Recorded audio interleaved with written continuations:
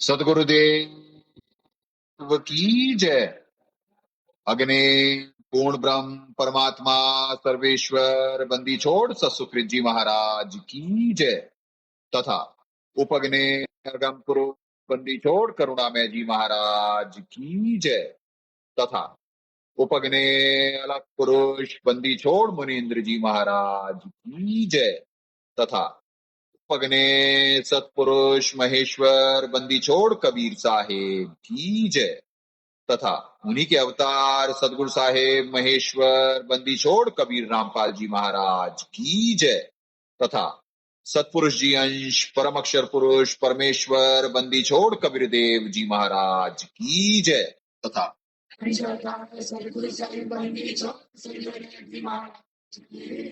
सनातन धर्म की जय। सर्व संतों की जय। सर्व भक्तों की जय। धर्मी पुरुषों की जय। श्री काशी धाम की जय। श्री करौथा धाम की जय।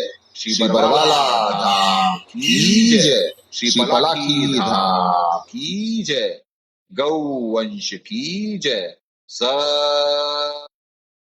साहेब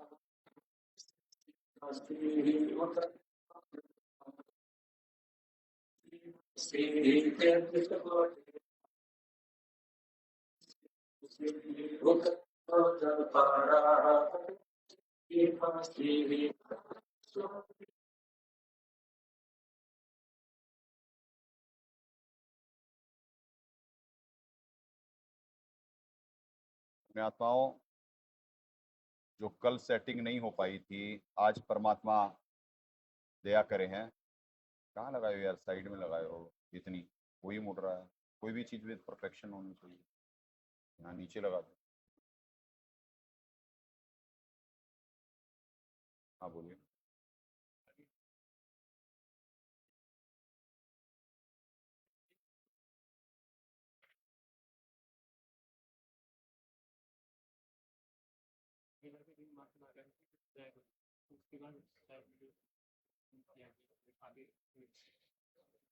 अच्छा, पुण्यात्माओं, परमात्मा दया करे कि ब्रह्म पुराण पढ़वा रहे थे। परमात्मा कोई रेफरेंस करवा रहे थे, तो उसमें एक भेद मिला। तो एक चीज चेंज होगी जो कि निरंतर मंथन चिंतन और चलता रहता है। वो इस क्लैरिटी है। लाइट सब सारा ठीक है आप लोगों के अनुसार? ठीक है, ठीक है। तो मंथन चिंतन करवाते देते हैं कि कमी कहाँ पे है। तो ब्रह्म पुराण पढ़वा रहे थे आज, तो उसमें जो अहिल्या, और क्योंकि यहाँ पे जो जयकारा है, जयकारा पहले हम जो पवित्र कबीर सागर अनुसार या सदगुरुदेव जी ने जो बताया हुआ है कि कलयुग में सत सुकृत कह टेरा, त्रेता नाम मुनिंदर मेरा, द्वापर में करुणा में काया, कलयुग नाम कबीर इधर आया। और उसी अनुसार ही था कि सर्वेश्वर जी का, फिर अगम पुरुष मुनिंद्र जी महाराज का, फिर अलग पुरुष करुणामय जी महाराज का, और फिर सतपुरुष जी साहिब कबीर का। अब क्या कहते हैं, जो सदगुरुदेव जी का यानी ये भेद था जो सत्संग में मालिक ने दिया था कि भाई कि गौतम ऋषि ने अहिल्या जी के उस पर श्राप दे दिया था अहिल्या जी को, और फिर अहिल्या जी कही कि देखिए मेरी गलती नहीं है, तो उनसे रिक्वेस्ट करी और वो देखे ध्यान में तो उन्हें गलती इंद्र की ही दिखी, और इंद्र की गलती दिखने के बाद उन्होंने कहा कि ठीक है, तो उन्होंने रिक्वेस्ट करी कि क्या ये चेंज यानी अवधि कम नहीं हो सकती है, क्योंकि वहां पे था कि पहले सतयुग, सतयुग के बाद आएगा द्वापर, द्वापर के बाद आएगा त्रेता, त्रेता के बाद आएगा कलयुग। तो वो साइकिल चेंज कर दिए, पहले त्रेता आ गया और फिर द्वापर आया है। तो दास उस अनुसार उल्टे वृक्ष की व्याख्या में और जयकारा, पहले जो ये जयकारा था इसे चेंज करवाए, और वो था क्योंकि निरंतर चिंतन मंथन चल रहा था। पहले भी यही चलता है कि यही की कमी कौन सी रह गई है, क्योंकि जब सारी चीजें परफेक्ट हो जाएंगी तो उसके रिजल्ट भी विद परफेक्ट देखेंगे, और अभी कोई कमी है। तो इस वजह से चिंतन मंथन चल रहा था, तो उस समय ये चेंज करवाए, वृक्ष में भी और जयकारे में भी सब सारा चेंज हुआ। अब क्या कहते हैं, जब ब्रह्म प्राण पढ़वाए परमात्मा, तो उसमें पुण्य आत्माओं, अब आप सुनिए क्या प्रसंग है, वाल्मीकि रामायण में अलग है और ब्रह्म पुराण में अलग है। तो इस वजह से उल्टे वृक्ष की व्याख्या में जरा से चेंजेस आएंगे। ये सुनिए पहले ब्रह्म पुराण, संक्षिप्त ब्रह्म पुराण, गीता प्रेस गोरखपुर।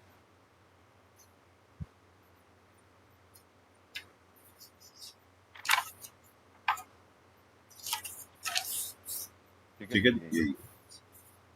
अब इसमें पृष्ठ संख्या 168।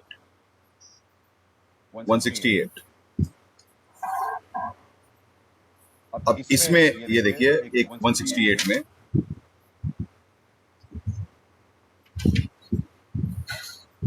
गौतम बोले, वो अब यहाँ तक वो हो गया कि वो इंद्र उनका वेश धर के आए और वो सारा हो गया, ये सारा यहाँ पे प्रसंग है। अब वो गौतम जी आ गए हैं और श्राप दे रहे हैं, तो आपको हाईलाइटेड पॉइंट ही पढ़वा रहे हैं और बता रहे हैं। ठीक है जी, हाईलाइटेड पॉइंट ही। गौतम बोले, इंद्र तूने स्त्रियों की योनि में आसक्त होकर यह पाप कर्म किया है, अतः तेरे शरीर में योनि के सहस्त्रों चिन्ह हो जाएंगे। इसके बाद मुनि ने अहिल्या से भी कुपित होकर कहा कि तू सूखी नदी हो जा।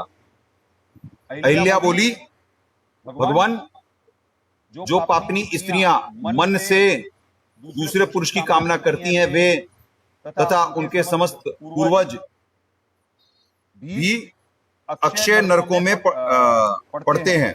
आप कृपा करके मेरी बातों पे ध्यान दे। यह इंद्र आपका रूप धारण करके मेरे पास आया था। ये सब लोग इस बात के साक्षी हैं।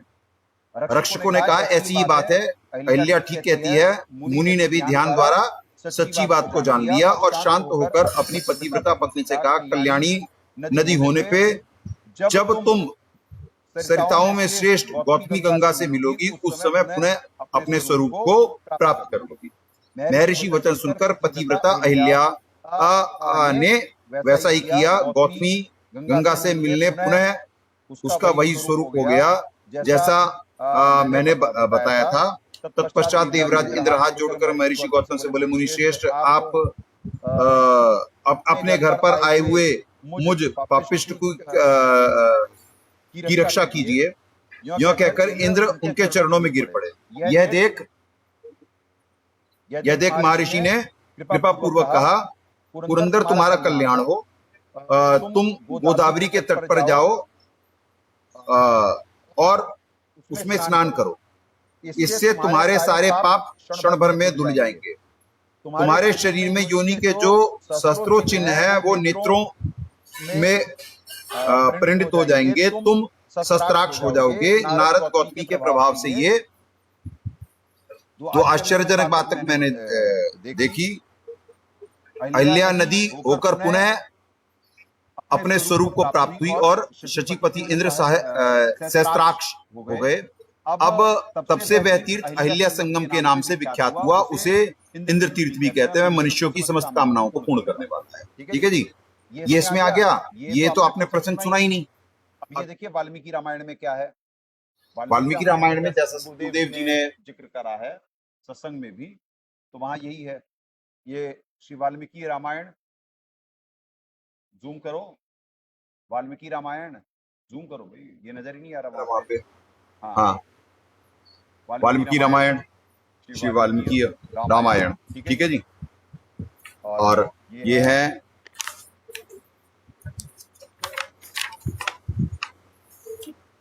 प्रकाशक खेमराज श्री कृष्णदास प्रकाशन बंबई। अब इसमें बाल कांड में ये देखिए, आपको दिखवाते हैं।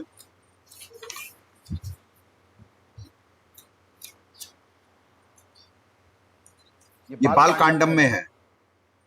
ठीक है जी, बाल कांडम में आपको वो दिखवा देते हैं कि कौन से सर्ग और कौन सा वो है।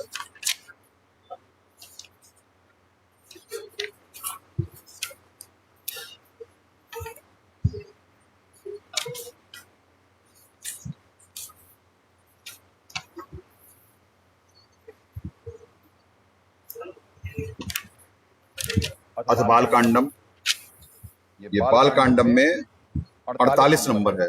और ये देखिए सर्ग संख्या 48 है। गौतम चरित्र, अहिल्या की कथा तथा रामचंद्र दशमी में अहिल्या का उद्धार कथन। ठीक है। और पृष्ठ संख्या बाल कांड के कांडम के पृष्ठ 65 और सर्ग संख्या, इसमें क्लियर है ना, सर्ग संख्या 48। ठीक है जी।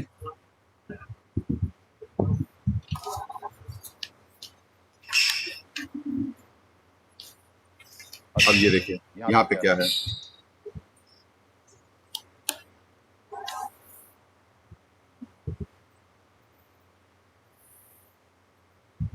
मेरी भार्या को सतीत्व भ्रष्ट किया, अतएव तू मेरे शाप से तू नपुंसक हो जाएगा। ठीक है जी। गौतम जी के क्रोध सहित इतना कहते ही इंद्र के अंडकोश उसी समय पृथ्वी पे गिर पड़े। गौतम जी ने इस प्रकार इंद्र को शाप दे दिया और अहिल्या से कहा कि रे दुराचारिणी, तुझको इस आश्रम में हजारों वर्ष तक रहना होगा। रे दुशीला, तुझे अदृश्य भाव से अर्थात कोई प्राणी तुझे ना देखेंगे ऐसा अनाहार रहना, वायु भक्षण करना और पृथ्वी पे शयन करके यहाँ रहना होगा। जब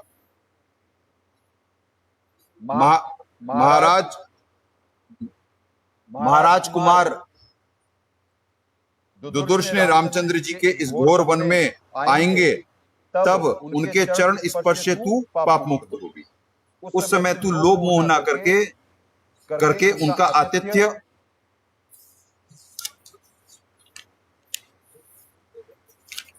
अब ये अगले पृष्ठ पे है, आतिथ्य करेगी, फिर तेरा ऐसा ही रूप जैसा अब हो जाएगा, फिर मेरे आश्रम में आएगी। पुण्यात्मा, ये प्रसंग है।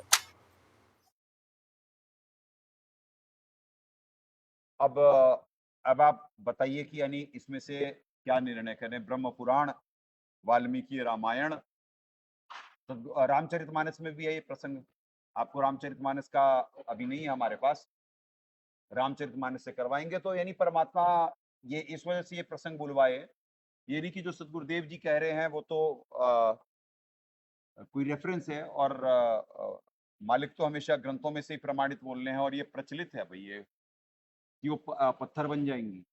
अब ये लोग प्रचलित सदगुरुदेव जी रेफरेंस दे रहे थे, क्योंकि सदगुरुदेव जी ने तो बहुत सारी पॉइंट्स अभी खोले नहीं है। उन्होंने कहा कि मैं तो लालटेन लेकर के चलता हूं ग्रंथों की कि कहाँ क्या बोला जा रहा है। तो ये तो हमें हमें पहले से मालूम है कि वो पत्थर बन जाएगी, रामचंद्र जी आएंगे अपनी खड़ा उजाड़ेंगे, इसमें तो है ही नहीं वाल्मीकि रामायण में पत्थर बनने का तो है ही नहीं कि तू अदृश्य हो जा और वायु आहार कर। जैसे साहब ने बहुत सारी चीजें अपने नौकर के लिए छोड़ी हुई हैं, कारण कि साहब प्रसंग सुना रहे हैं। यहाँ प्रचलित क्या है, जैसे परमात्मा ने चाहते तो सदगुरुदेव जी ने कुरान शरीफ ले और सारे ग्रंथों का निचोड़ निकाल कर करके दे देते उसी समय, पर कुछ चीजों का परमात्मा ने छोड़ा, और बहुत सारी चीजें ये जो मन के वश हैं, सतलोक आश्रम मैनेजमेंट महाकाल के अंश, इन्होंने बहुत सारी चीजें रोक करके रखी हुई हैं। जैसे वेदों का अनुवाद साहब ने करके रखा हुआ है, वेदों का अनुवाद छपने ही नहीं दिया इन लोगों ने। ऐसे ही और भी सारी चीजें कई हैं जो नहीं है, सत्संग गायब है, कुछ वो है। तो सदगुरुदेव जी ने क्या हिंट दिए होंगे? हाँ, ये मालिक ने ये तो सबको वाणी में ही पढ़वाते, कहें कबीर सोई जन मेरा, नीर तीर का करे न बेरा। तो इस स्थिति परिस्थिति में हम वाणी का अनुसरण करेंगे। दास उल्टे वृक्ष की व्याख्या में भी चेंज करेगा, और जो उस प्रसंग अनुसार सत्संगानुसार जो चेंज करवाए थे परमात्मा कि भाई कि करुणामय जी का पहले आ गया श्राप की वजह से, कि भाई कि पहले द्वापर आएगा तो द्वापर का पहले आना चाहिए जयकारा, क्योंकि वो अगम पुरुष हुए। तो वो ना करते हुए अब उल्टे वृक्ष में भी,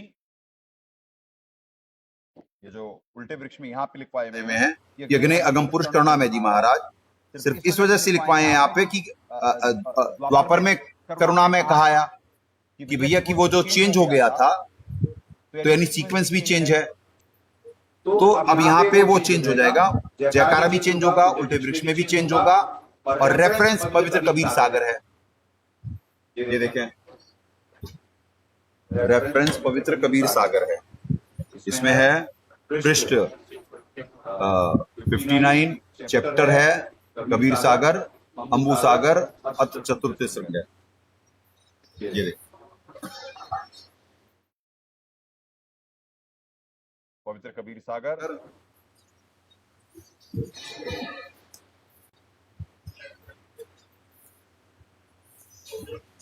अंबु सागर आ गया,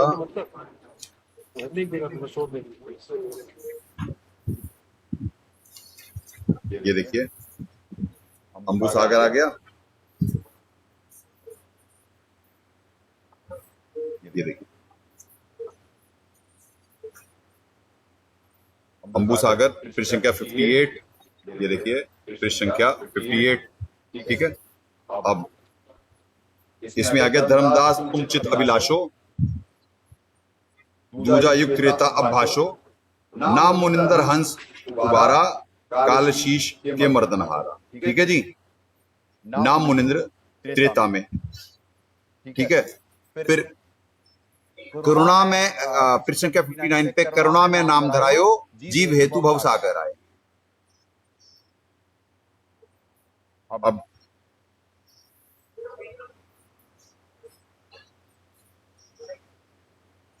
ये तो उसका हो गया।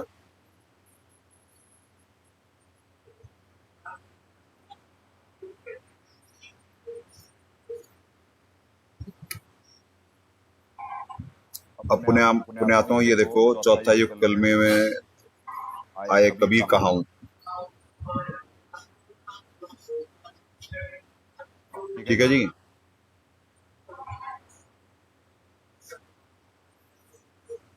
मानो गर्ग जी 60 लाख 64 मनुष्य मानो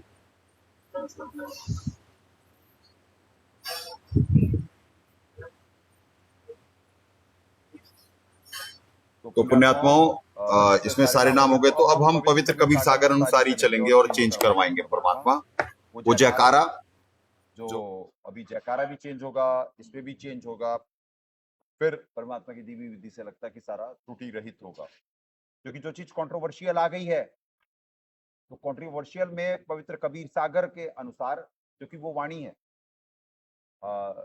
वाणी यहां से भी दिखा दी गई आपको, यानी हमारे को शास्त्रों का प्रमाण एक एक चीज करनी होती है ना, कि शास्त्रों अनुसार चलना है।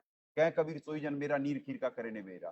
तो जो करंट सिचुएशन है, इसके हिसाब से परमात्मा बुलवा रहे हैं कि वाल्मीकि रामायण में कुछ अलग है और ब्रह्म पुराण में अलग है। ये तो परमात्मा दया करे हुए हैं, सारे ग्रंथ हमारे पास हैं। रामचरितमानस भी मनवा लेंगे, क्योंकि उसमें से कोई सबूत दिखाना नहीं था अभी करंट में, पर अब आ गया है तो रामचरितमानस में भी है। ये कहाँ पे है, ये परमात्मा दया करे हुए हैं, और वहां से भी दिखा देंगे कि वहां क्या प्रसंग है। पर अब ये चेंजेस आएंगे, आपको फिर व्याख्याएं होंगी। तो ऐसे ही पुण्यात्माओं, चीजें अपडेट होती हैं। दास परमात्मा हंस के गुण कहे हैं कि वो नीर खीर का निबेरा करेगा। तत्वदर्शी संत का काम होता है चीजें कॉन्क्लूड करना। कॉन्क्लूड करने में, यानी सर्वज्ञ परमात्मा होते हैं, दास को कॉन्क्लूडर है, तत्वदर्शी है। सदगुरुदेव जी के संगों में शास्त्रों से प्रमाण में कि क्या सही है क्या गलत है, उसे परमात्मा की दिव्य बुद्धि से मंथन करना, चिंतन करना, फिर भक्त समाज के सामने फैक्चुअल पोजीशन रखना। तो परमात्मा ने तो कहा हुआ है कि यानी कि पुराणों के अनुसार, वैसे तो सीधे की डायरेक्शन है कि पुराणों की हम मान नहीं सकते हैं, और ऋषियों के अनुभव क्या है वो सदगुरुदेव जी ने कहा हुआ है कि पराशर ऋषि जी की क्या महिमा। जैसे दयानंद सरस्वती जी का बताए परमात्मा कि वो वेदों के ज्ञाता, और क्या क्या आर्य समाज ने प्रचार कर डाला सत्यार्थ प्रकाश का, और सत्यार्थ प्रकाश में क्या निकला कि उन्हें कख नहीं मालूम वेद के बारे में, दयानंद जी को, और साहब की हमारे निंदा कर दी, और महिमा के भूखे नशा करते थे। तो ये तो चरित्र है ऋषि मुनियों का जिनकी महिमा बनी हुई थी। पारशर ऋषि का क्या है, पारशर ऋषि ने चांद को कह रखा है विष्णु पुराण में ही कि क्या कहते हैं, चांद जो है वो धरती से दूर है और सूर्य करीब है। अब बताओ कितना बड़ा ब्लंडर। जैसे दयानंद जी ने कह दिया कि सूर्य पे आबादी है, वहां पे भी बाग बगीचे और सब कुछ है, इतना बड़ा ब्लंडर। तो इनके अनुसार नहीं चल सकते ना, अंधे की बात पकड़ी अंधे ने मारा कौन बतासी। इस वजह से सदगुरुदेव जी कहे कि पुराणों का लिखा मान्य नहीं कर सकते।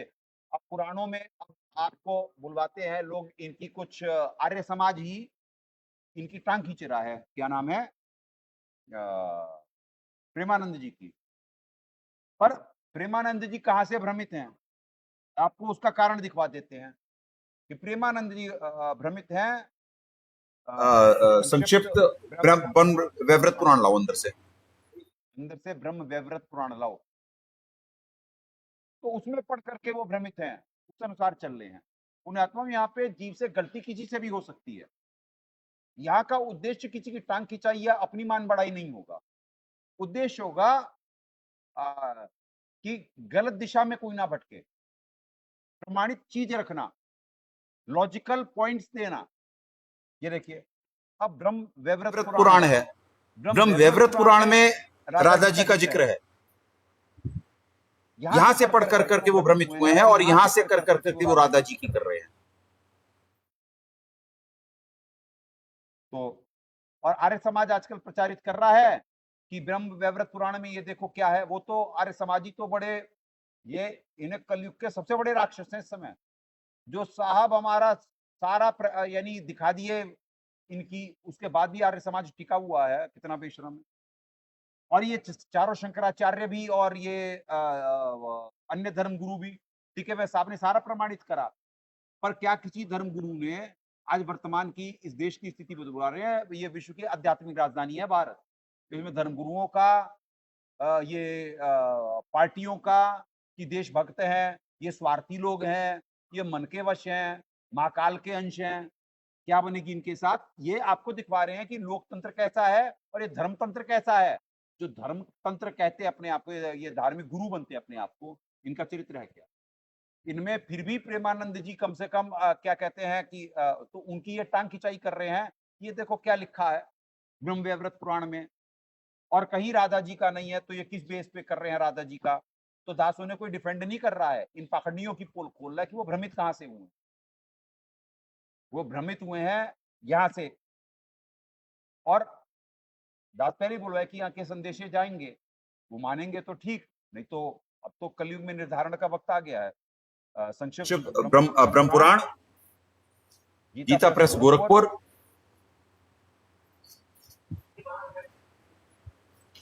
तो इनका उद्देश्य, आर्य समाजियों का उद्देश्य तो सिर्फ क्योंकि जो भी चल रहा हो उसके खिलाफ कंट्रोवर्सी करके उसे नीचे गिराना है। इनका उद्देश्य कोई धर्म और सनातन को ऊपर लाना नहीं है।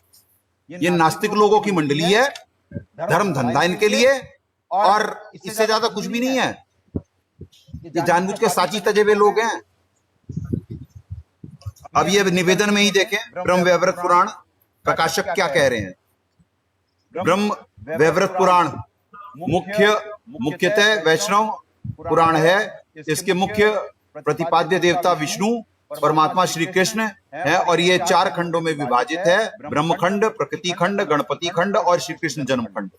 ब्रह्म खंड में सबके बीज रूप परब्रह्म परमात्मा श्री कृष्ण के तत्व का निरूपण है। प्रकृति खंड में प्रकृति स्वरूपा आद्य शक्ति श्री राधा, उनके अंश से उत्पन्न अन्यान्य देवियों के शुभ चरित्रों की चर्चा है। गणपति खंड में परमात्मा स्वरूप श्री गणेश जी का जन्म चरित्र आदि संत। यानी यहाँ पे क्या है, ब्रह्म खंड में बीज रूप परब्रह्म परमात्मा श्री कृष्ण। अब आप बात समझना कि कहां से कोई कंफ्यूज होता है। प्रकृति खंड में प्रकृति स्वरूपा आद्या शक्ति श्री राधा तथा उनके अंश से उत्पन्न अन्य देवियों के शुभ चरित्रों की चर्चा है। अब आगे देखिए, सारांशतः श्री कृष्ण जन्म खंड में परब्रह्म परमात्मा रूप श्री कृष्ण अवतार तथा उनके मनोरम लीलाओं का वर्णन है। सारांशतः इनमें भगवान श्री कृष्ण और उनकी अभिन्न स्वरूपा प्रकृति ईश्वरी, अब आप बात समझना, श्री राधा के सर्व प्रधानता के साथ गोलोक लीला तथा अवतार लीला का विशद वर्णन है। अब ईश्वरी, प्रकृति और कृष्ण जी को क्या, तो कहां भक्त समाज भ्रमित है। आप बात समझना कि ये कोई धर्मगुरु भी किस पॉइंट पे है, वो ऐसा नहीं वो लेकर के बैठा है। ये इनका तो काम है टांग खिंचाई, इनका तो काम है टांग खिंचाई, और इनके बस की कुछ है नहीं।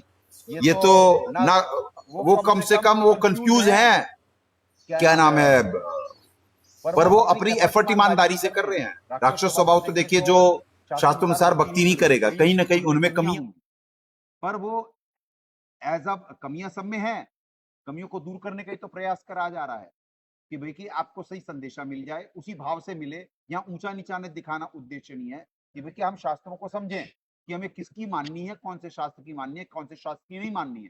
सदगुरुदेव जी ने जो सत्संग में उदाहरण दिया कि क्या कहते हैं भाई कि किसी ने, राजा का विधान है कि मर्डर के बदले जेल होगी, यानी फांसी होगी, और एसएचओ के कहने पर विधान तोड़ दिया गया। उसने मारा लठ उसे, और लठ मारा एसएचओ के कहने पे, और वही एसएचओ पकड़ने आए क्योंकि राजा का विधान एसएचओ के कहने पे मित्र ने तोड़ दिया। तो ऐसे ही कि हम पुराणों की स्थिति समझें कि पुराणों का वक्ता कौन है और पुराण बोल क्या रहे हैं। अब ये देखिए, उसमें है ये प्रकृति खंड, नारद नारायण संवाद। पार्वती जी के पूछने पर महादेव जी के द्वारा श्री राधा के प्रादुर्भाव एवं महत्व आदि का वर्णन। अपने आत्मा आपको हाईलाइटेड पॉइंट ही करवा रहे हैं, वैसे तो बहुत सारी चीजें हैं, ठीक है जी, हाईलाइटेड पॉइंट ही करवाते हैं आपको कि फिर ये सारे बहुत सारी चीजें हैं। हाँ, अब ये सुनिए बस आपको, महेश्वरी मेरे ईश्वर श्री कृष्ण रास प्रिया जी में, रास में प्रिया जी के धावन कर्म का स्मरण करते हुए इसलिए उन्हें राधा कहते हैं, ऐसा मेरा अनुमान है। अब अनुमान है कह रहे हैं, देखो जी, ठीक है जी, अनुमान है। कौन कह रहे हैं, ये देखिए, श्री पार्वती बोली, और ये यहाँ पे ये पार्वती जी से उपयुक्त ये वो चल रहा है। अब मैं श्री राधा श्री पार्वती बोली, नाथ मैं आपके मुखारविंद से पांचतरु अपने सारे तो अब उसके बाद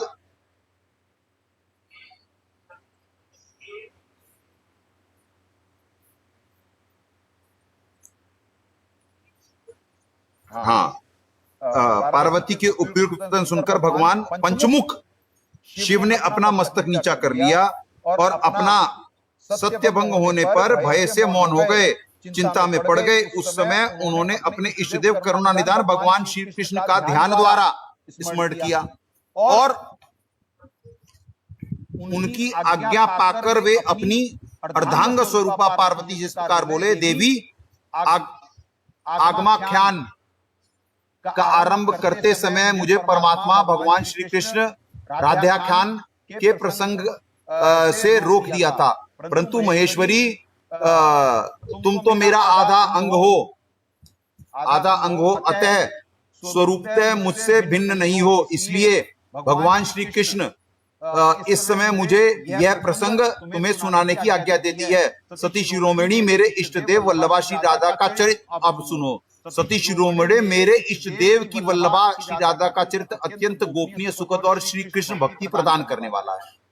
अब आप बात समझे, कोई भी कहां से कंफ्यूज होता है, क्योंकि पुराणों को पूर्णतः सत्य, सारे शास्त्रों को पूर्णतः सत्य मान करके जीव उसमें यह सोचने लगता है कि भाई कि जो जैसे कर्तव्य की स्थिति में तेरा शास्त्र प्रमाण है, दास भी परमात्मा की शरण में आने से पहले कि वो श्लोक दास को आत्मसात था कि भाई कर्तव्य की स्थिति में शास्त्र प्रमाण है, तो किसी भी ग्रंथ को शास्त्र समझ करके और उसका अनुसरण कर रहा था दास,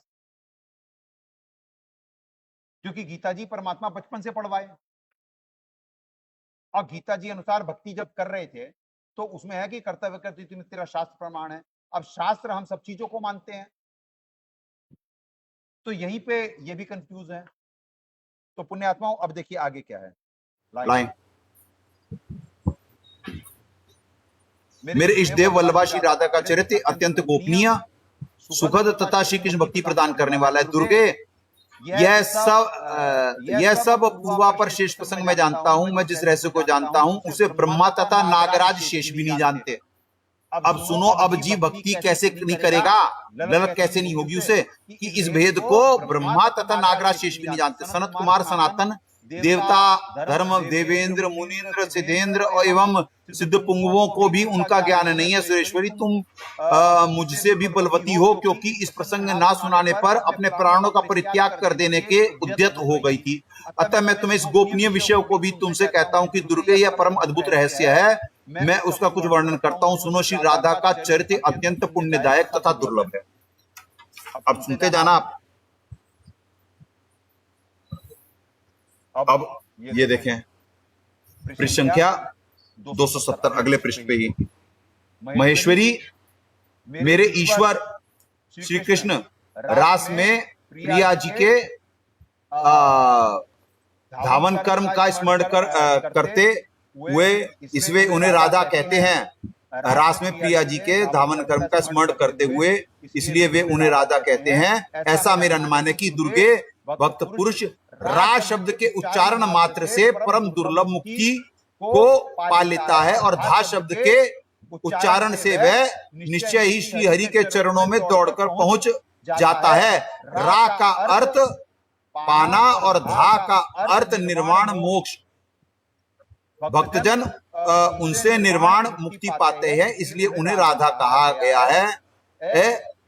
श्री राधा के रूपों में गोपियों का चलो ये आगे मेन बात पढ़ो। श्री राधा के वामांश भागों से महालक्ष्मी का प्राकट्य हुआ। अब ले लो, लक्ष्मी जी भी नहीं, महालक्ष्मी। तो जीव कंफ्यूज कैसे है? वे ही इस शस्य की अधिशास्त्री देवी तथा ग्रह लक्ष्मी के रूपों में आविर्भूत हुई हैं। देवी महालक्ष्मी चतुर्भुज विष्णु पत्नी है और बैकुंठ धाम में वास करती हैं। श्री राधा श्री कृष्ण की प्रियतमा है और श्री कृष्ण के ही वक्ष स्थल में वास करती है। वे उन परमात्मा श्री कृष्ण के प्राणों की अधिशास्त्री देवी हैं। अब सुनते जाओ, यहाँ पे महालक्ष्मी चतुर्भुज विष्णु की पत्नी है और बैकुंठ धाम में वास करती हैं। ठीक है जी, उनसे उनका हुआ। अब केवल त्रिगुणातीत परब्रह्म परमात्मा श्री राधा वल्लभ श्री कृष्ण ही परम सत्य हैं, अतः तुम उन्हीं की आराधना करो। वे सबके प्रधान परमात्मा परमेश्वर, सबके आदि कारण, सर्व पूजनीय, निरीह और प्रकृति से भी परे विराजमान है। अब बताओ कोई कैसे ना करे। श्री राधा श्री कृष्ण के प्राणों से भी अधिक प्रिय हैं। वे परम सौभाग्यशाली में मूल प्रकृति परमेश्वरी श्री राधा महाविष्णु की जननी। अब ले लो, महाविष्णु की जननी है राधा जी। तो वो तो समझ गए कि मैं परब्रह्म की कर रहा हूं भाई। वो तो पहुंच गए कि भैया जो कंफ्यूज है राधा नाम से कि क्यों जप रहे हैं लोग, टांग खिंचाई कर रहे हैं, तो वो कंफ्यूज यहां से है पुण्यात्माओं। ब्रह्म व्यवृत पुराण ने भ्रमित कर रखा है। और वो किसे कर रहे हैं? पंचमुखी वहां पे। और वो कह रहे हैं उनसे महालक्ष्मी का प्रादुर्भाव हुआ। वो तो पर ब्रह्म समझ रहे हैं। आगे आगे आगे आगे देखें, लाएं दोबारा। अब देखना यहाँ पे, अब आप चकरा जाएगा दिमाग आपका। सुदामा के शाप से देवी श्री राधा गोलोक से इस भूतल पे आना पड़ा। उस समय वे वृषभानु गोप के घर अवतीर्ण हुई और वहां उनकी माता कलावती थी। अब यहाँ पे जीव निर्णय नहीं कर पाता, यहीं पे तो हो गया कि सुदामा के शाप से देवी श्री राधा गोलोक से भूतल पे आना पड़ा था। भाई तो देवी कहां से पावरफुल हो गई जिनकी चर्चा करी जा रही है। अब ये देखो, ये होता है हाईलाइटेड पॉइंट। इतनी तो महिमा सुन ली आपने सबने, ये करके आप राधा राधा तो जपने लग गए। आगे राधा जपने का पहले दिखा देते हैं, फिर इस पे आएंगे, वापिस इस प्रसंग पे आएंगे। अगला पेज देखिए, श्री पृष्ठ 271 पे क्या है? श्री राधा और श्री कृष्ण के चरित्र तथा श्री राधा के पूजा परंपरा का अत्यंत संक्षिप्त परिचय।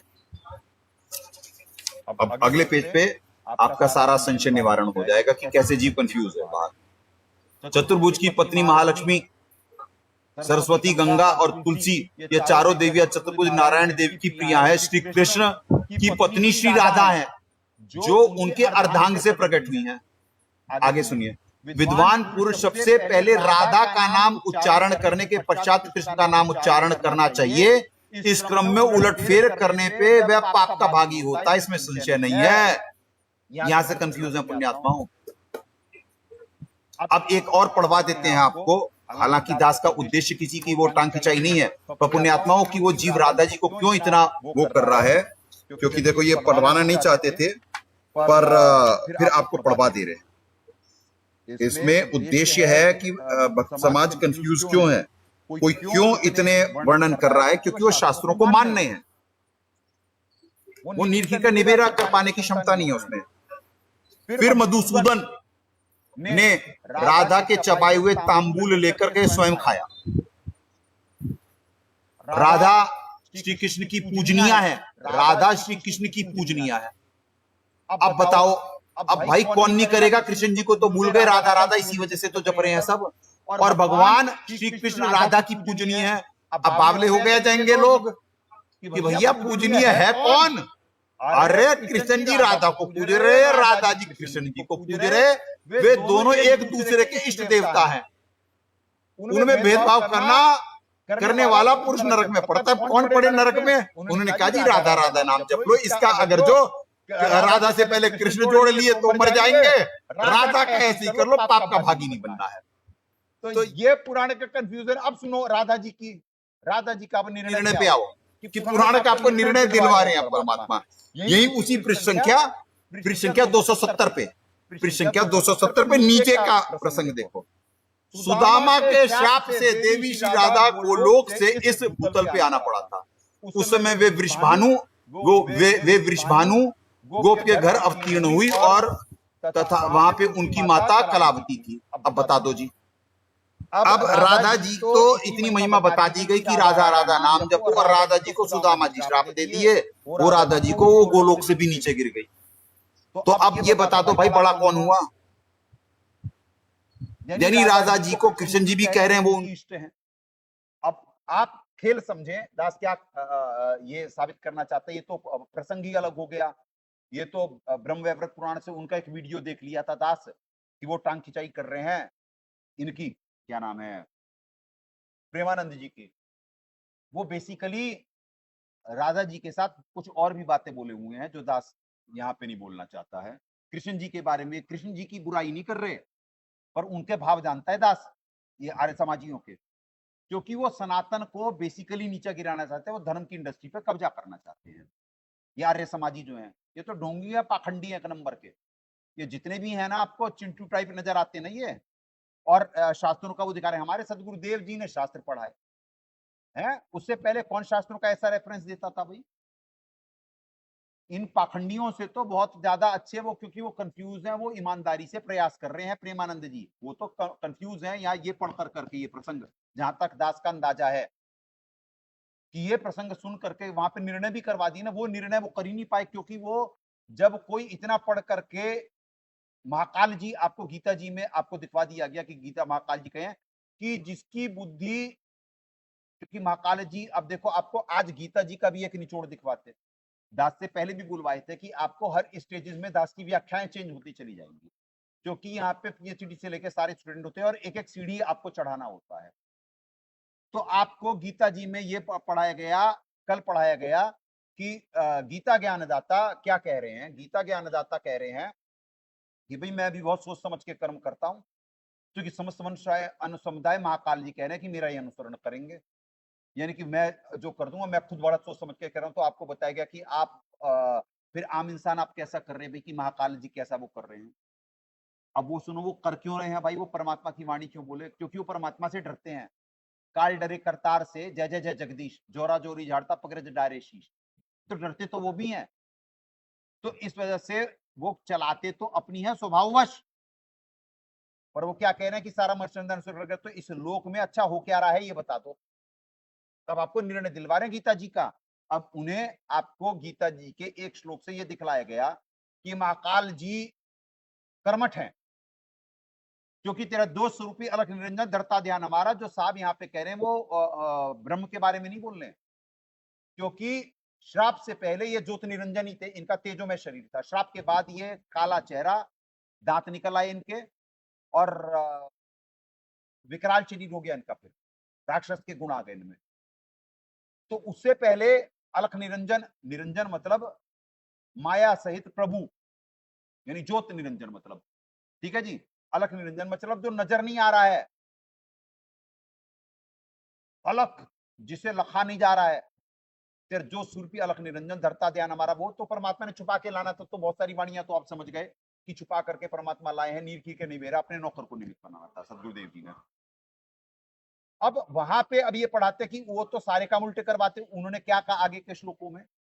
आपके कल का निर्णय करवा रहे हैं कि कल व्याख्या दूसरी करा, आज व्याख्या दूसरी करा। यही ब्रह्म वैवर्त पुराण, ये पुराणों में सबकी बुद्धि तो वो हर लेते थे कि जो भी लेखक था और जो भी वो था। उन्होंने गीता जी में भी कहा हुआ है कि जिसकी जिसमें आस्था होती, यानी जरा सा भी देखते हैं इसमें कंफ्यूज है, उसी में स्थापित कर देता हूं। बताइए भगवान के गुण हैं। एक तरफ तो कह रहे हैं कि अगर जो मैं नहीं काम करूंगा अच्छा, तो समस्त मनुष्य समुदाय नष्ट भ्रष्ट हो जाएगा, क्योंकि वो हर हिसाब से मेरा अनुसरण कर रहे हैं। अच्छा जी, आपका अनुसरण कर रहे हैं तो आपने क्या तीर चला दिए? यहाँ पे ऐसी कौन सी अच्छी चीज कर दी इस लोक में कि जिसकी बुद्धि, यानी जिसमें जा रही होगी, जैसे किसी की भूत में जा रही है तो मैं भूत में ही स्थापित कर देता। वो कह रहे हैं, किसी देवता के प्रति होती मैं उसमें स्थापित कर देता, पर देता मैं ही हूं। तो पुण्यात्माओं, यानी कोई कुएं में गिरने जा रहा है बच्चा, तो बाप क्या करेगा? ढकेल देगा, जा मर, तू कुएं में गिरने चाहता है, जा अपनी इच्छा पूरी कर। है, अरे मालूम है कि शास्त्र विरुद्ध आचरण है। जैसे दयालु तो हमारे परमात्मा होते, परमात्मा क्यों दयालु है? क्योंकि वो तो आकर करके कह रहे हैं भाई तुम गलत पूजा कर रहे हो, इससे तुम गधा घोड़ा कुत्ता सुअर बनोगे और तुम महाकाल का आहार हो। ये है भगवान के गुण, ये है परमात्मा के गुण।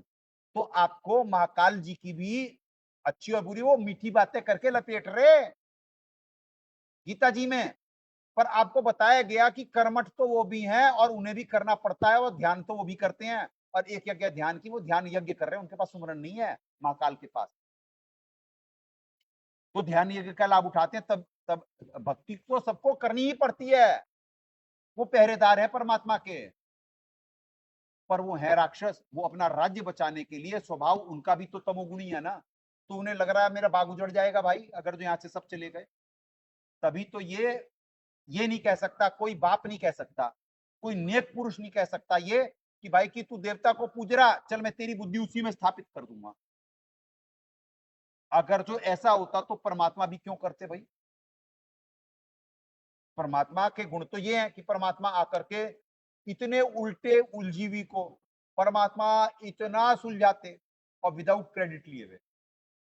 अब बताओ, जो निचोड़ के लिए सर्वेश्वर जी निमित्त बन सकते थे, निमित्त नहीं, सर्वेश्वर जी करता है, सर्वेश्वर जी कर सकते थे, दाशमा प्राप्ति है, गलत शब्द के उच्चारण के लिए, तो सर्वेश्वर जी कर सकते थे, पर सर्वेश्वर जी ने ज्ञान छुपा के लाना था।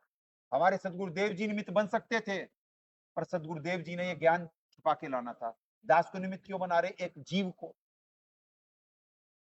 एक जीव को निमित्त बना रहे नील खीर का निबेरा के लिए, क्योंकि सर्वेश्वर जी या सदगुरु साहब ये साबित कर सकें कि भाई कि दास हंस है, हंस के गुण तुमने भी परखे नहीं है, हंस के गुण ऐसे होते। इतनी उलझी भी गुत्थी को नौमन सूत उलझिया, ऋषि रहे झकमार, सतगुरु तत्वदर्शी संत ऐसा सुलझा दे, उलझे न दूजी बार।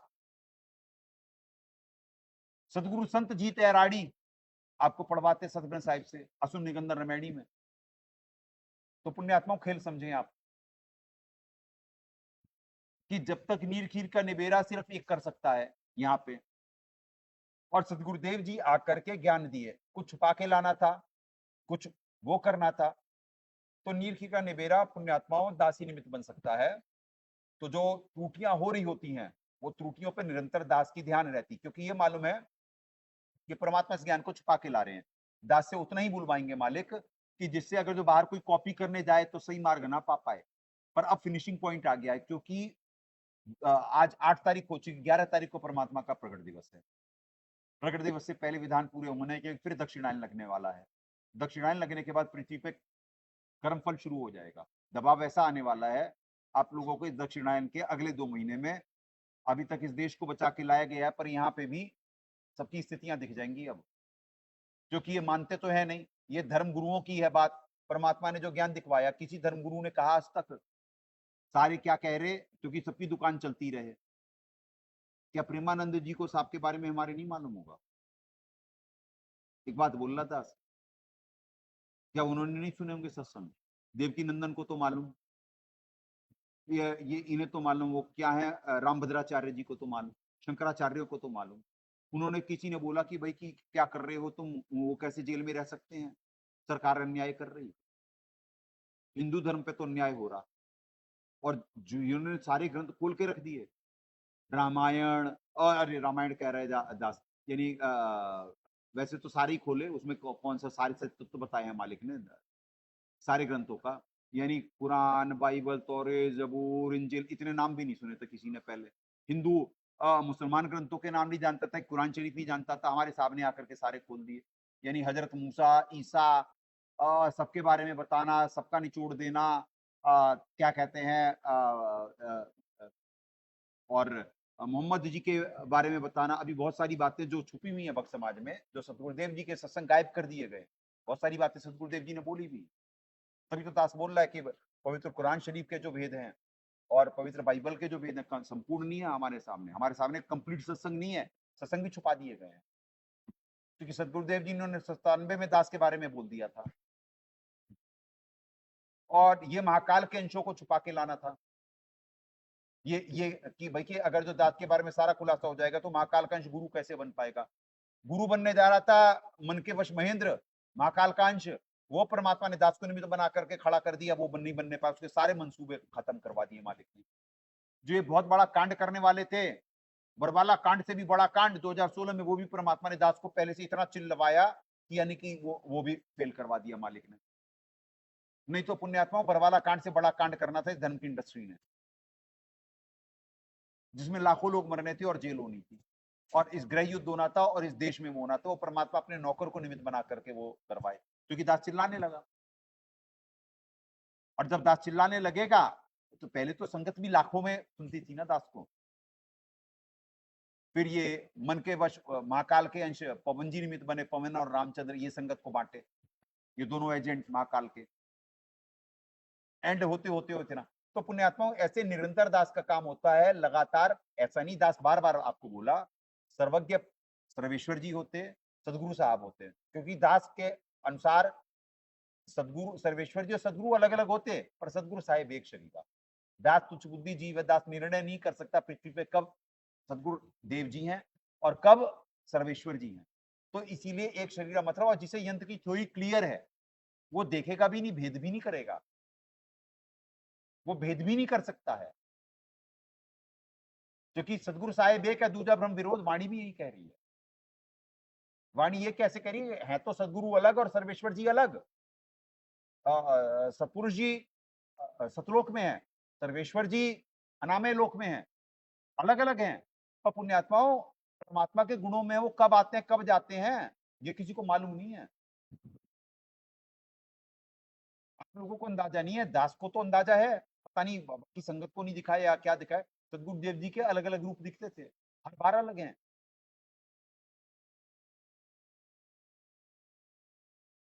तो तुम परमात्मा के ज्ञान विज्ञान को जीव समझ नहीं सकता है। दास को तो परमात्मा ने स्टैब्लिश करना था कि दास हंस है, इतनी उलझी भी गुत्थी को।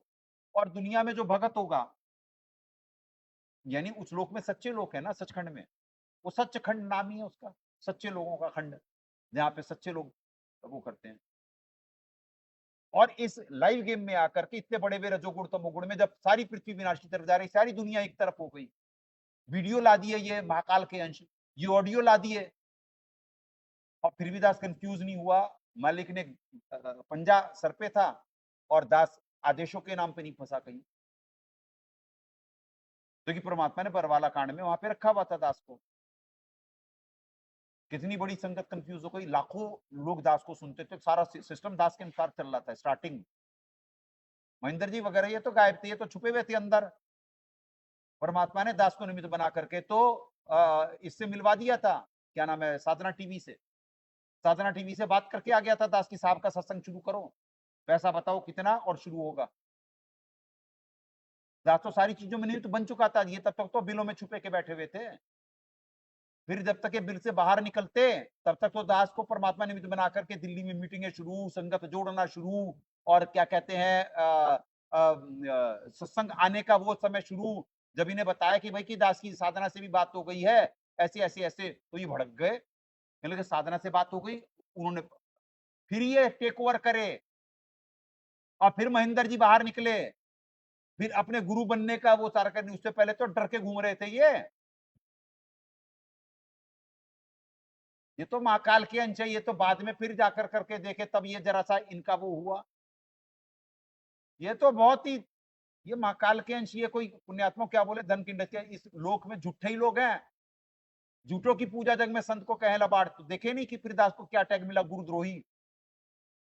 पर उस गुरुद्रोही मिलने पे दास को कोई कुछ नहीं है भाई, परमात्मा सर्वज्ञ है, सदगुरु साहब सर्वज्ञ हैं।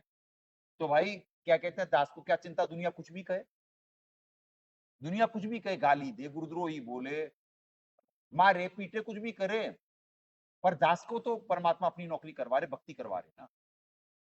अंत में सत्यमेव जयते ही हो रहा ना, क्योंकि परमात्मा तो सर्वेश्वर जी दृष्टा, सदगुरु साहब हमारे उपदृष्टा, आपको गीता जी से साबित कर दिया गया।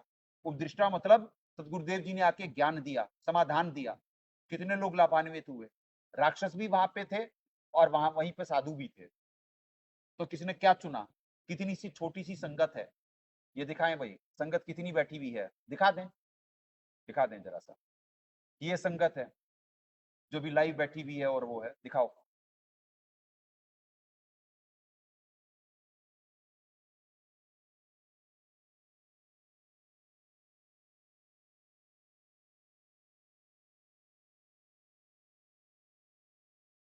रखो इधर।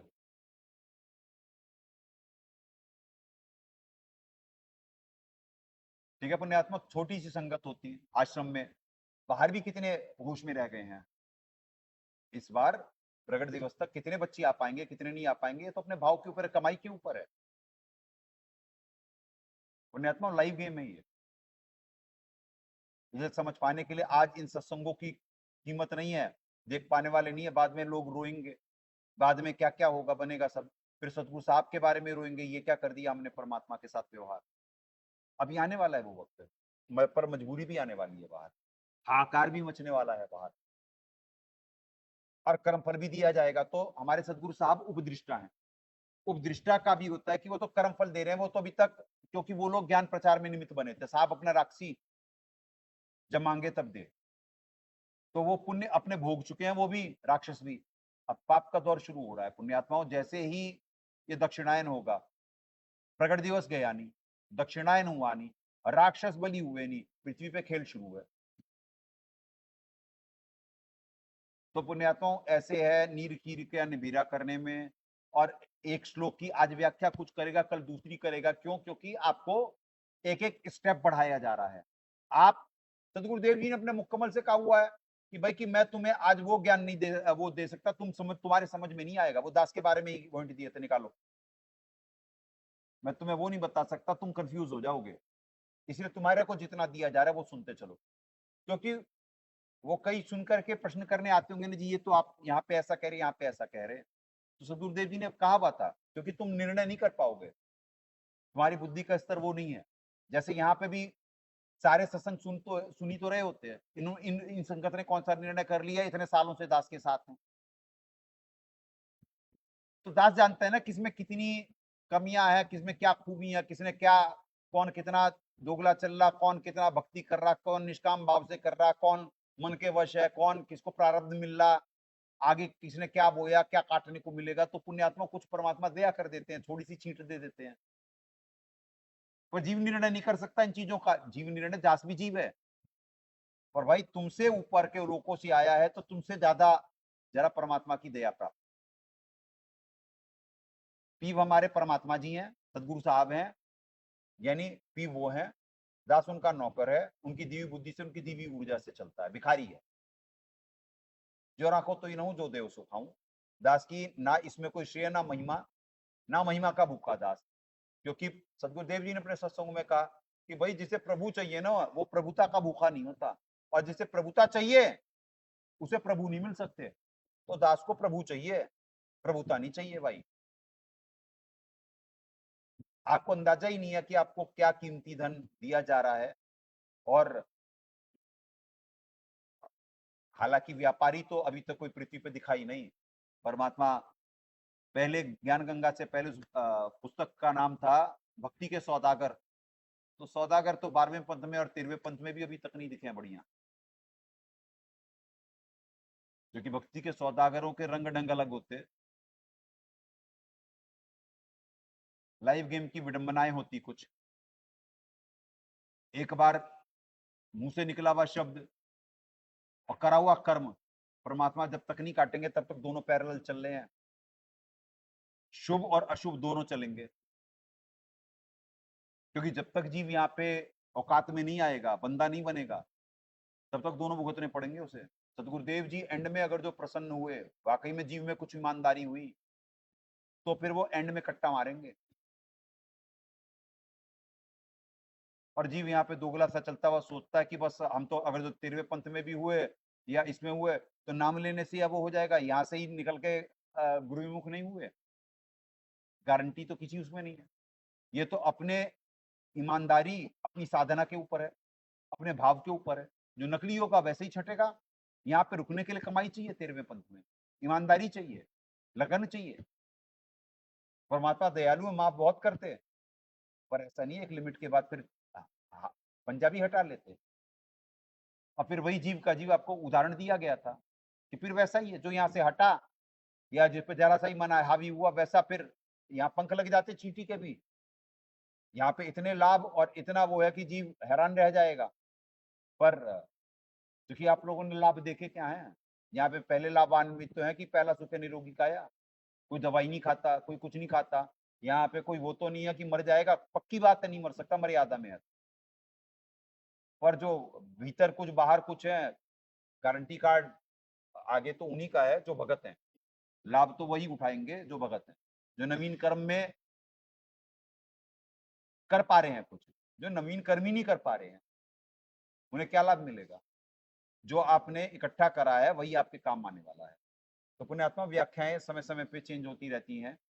आपको एक एंगल से समझाना होता है कि भाई कि वो भी कर्म कर रहे हैं, तो उस एंगल से समझाया गया कि महाकाल जी राक्षस होते हुए भी ध्यान तो उन्हें धरना पड़ेगा कि भाई मेरा भक्ति के ठौर कहाँ है, भक्ति बिना कहाँ ठौर है, क्यों जीवित है प्राण। ठौर कहीं किसी को नहीं है। जितने भी सारे प्रभु भी, यानी चाहे कोई भी प्रभु हो, यानी ये नाशवान लोक की तो बात ही छोड़ दो भाई, वो तो जीव कैटेगरी के हैं, चाहे क्षर पुरुष, अक्षर पुरुष, परम अक्षर पुरुष। दास तो सबका ही नौकर है। और क्या कहते हैं, सतपुरुष जी की भी बात कर रहा है, और अलग पुरुष जी की भी बात कर, अगम पुरुष जी की भी बात कर रहा है। तो भक्ति तो वो भी करते हैं ना। इसीलिए तो मालिक की वाणी है कि क्या कहते हैं, बहुत बढ़िया व्याख्या है, वो निकालो। वो निकल गया ये वाला जो भी मांगा था, नहीं आ रहा। चलो दे दो, वो तो मालूम था।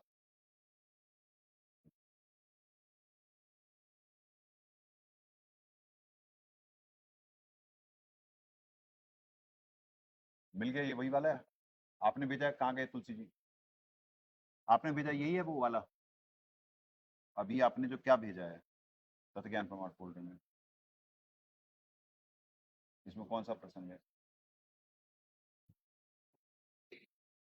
हम व्यभिचारिणी भक्ति कर रहे थे, ये अलग है कोई? व्यभिचारिणी, और हमें अव्यभिचारिणी भक्ति है? चार युग में जो नाम है। अच्छा, ये पुण्यात्मा, एक मिनट, ये प्रसंग सुने। से परमात्मा प्राप्ति होगी। गीता जी इसकी साक्षी है। व्यभिचारिणी भक्ति वो होती है जो एक पति पर ना रुक कर, एक पति पर आश्रित, एक स्वामी पर आश्रित ना होकर और 36 कसम करे, वो व्यभिचारिणी होती है। ऐसे ही हम अभी तक जो साधना कर रहे थे वो व्यभिचारिणी भक्ति कर रहे थे। और सभी, कोई भी देवता मिल गया उससे एक आगे जोड़ी पसार दिया करते थे, हाथ जोड़ी दिया करते थे, हे भगवान आप सुनियो। दूसरे आगे गाये परमात्मा आप दया करियो। तीसरे दौरे गया, हे भगवान तुम दया करियो। तो ये अनन्य भक्ति नहीं थी, ये अन्य भक्ति थी। अन्य देवताओं की साधना हम करते थे। हमें पता ही नहीं था कि हमारा एक पति है कौन, वो कुल का स्वामी एक है कौन। अब पता चला कि वो कुल का स्वामी परम अक्षर ब्रह्म है, जिसने सर्व ब्रह्मांडों की रचना की है। वो परम अक्षर ब्रह्म ही यहाँ पर आता है।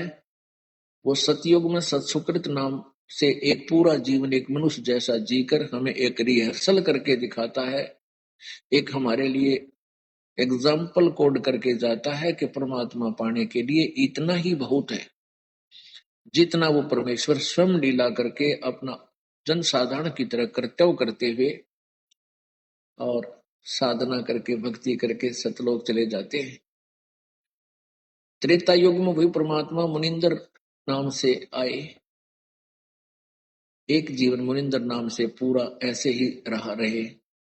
फिर वो परमात्मा द्वापर युग में करुणा में नाम से आए, और कलयुग में वही परमात्मा कबीर जुलाहा धानक नाम से काशी में आए। और वो परमात्मा अपनी प्यारी आत्माओं से मिले, उनको यथार्थ ज्ञान से परिचित करवाया। समझे पुण्यात्मा, आपको वो चारों सदगुरुदेव जी के मुख कमल से, यानी सारे युग के वो करवा रहे थे, आपको पवित्र कबीर सागर से तो दिखाई दिए, सबूत दिखाना होता है तो ये क्या है, उसमें ये प्रसंग है। तो सदगुरुदेव जी भी ऐसे छुपा करके लाए।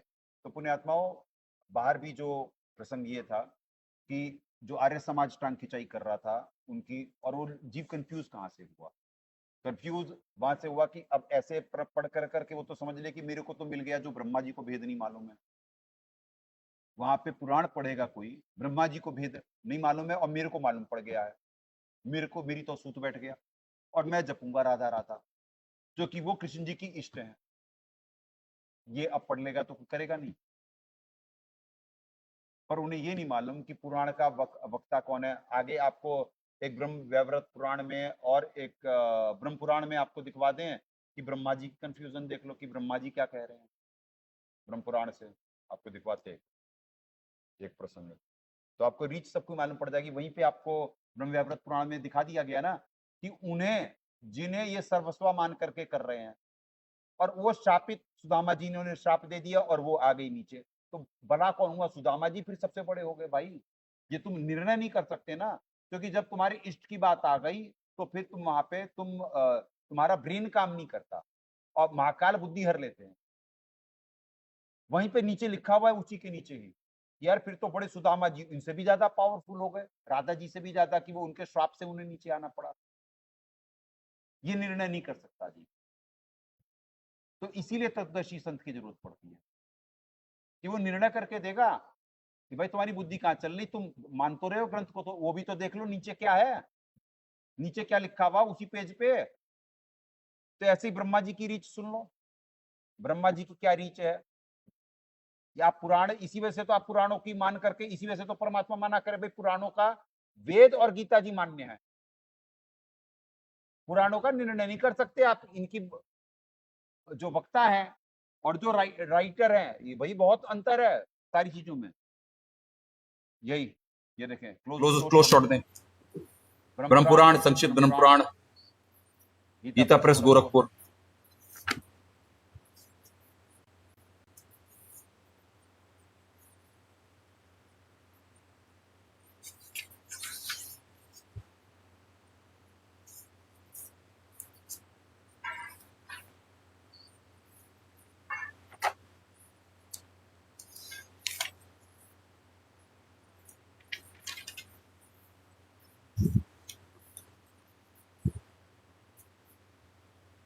नहीं, ब्रह्म व्यावृत पुराण में ही है पुण्यात्माओं, क्षमा करें, ब्रह्म व्यावृत पुराण में ही है।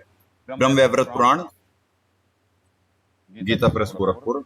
वैसे अच्छा नहीं, ब्रह्म पुराण में से तो आपको उनका वो दिखा सकता है कि क्या कहते हैं, अहिल्या जी और उनका एक नहीं, यहाँ पे ही है।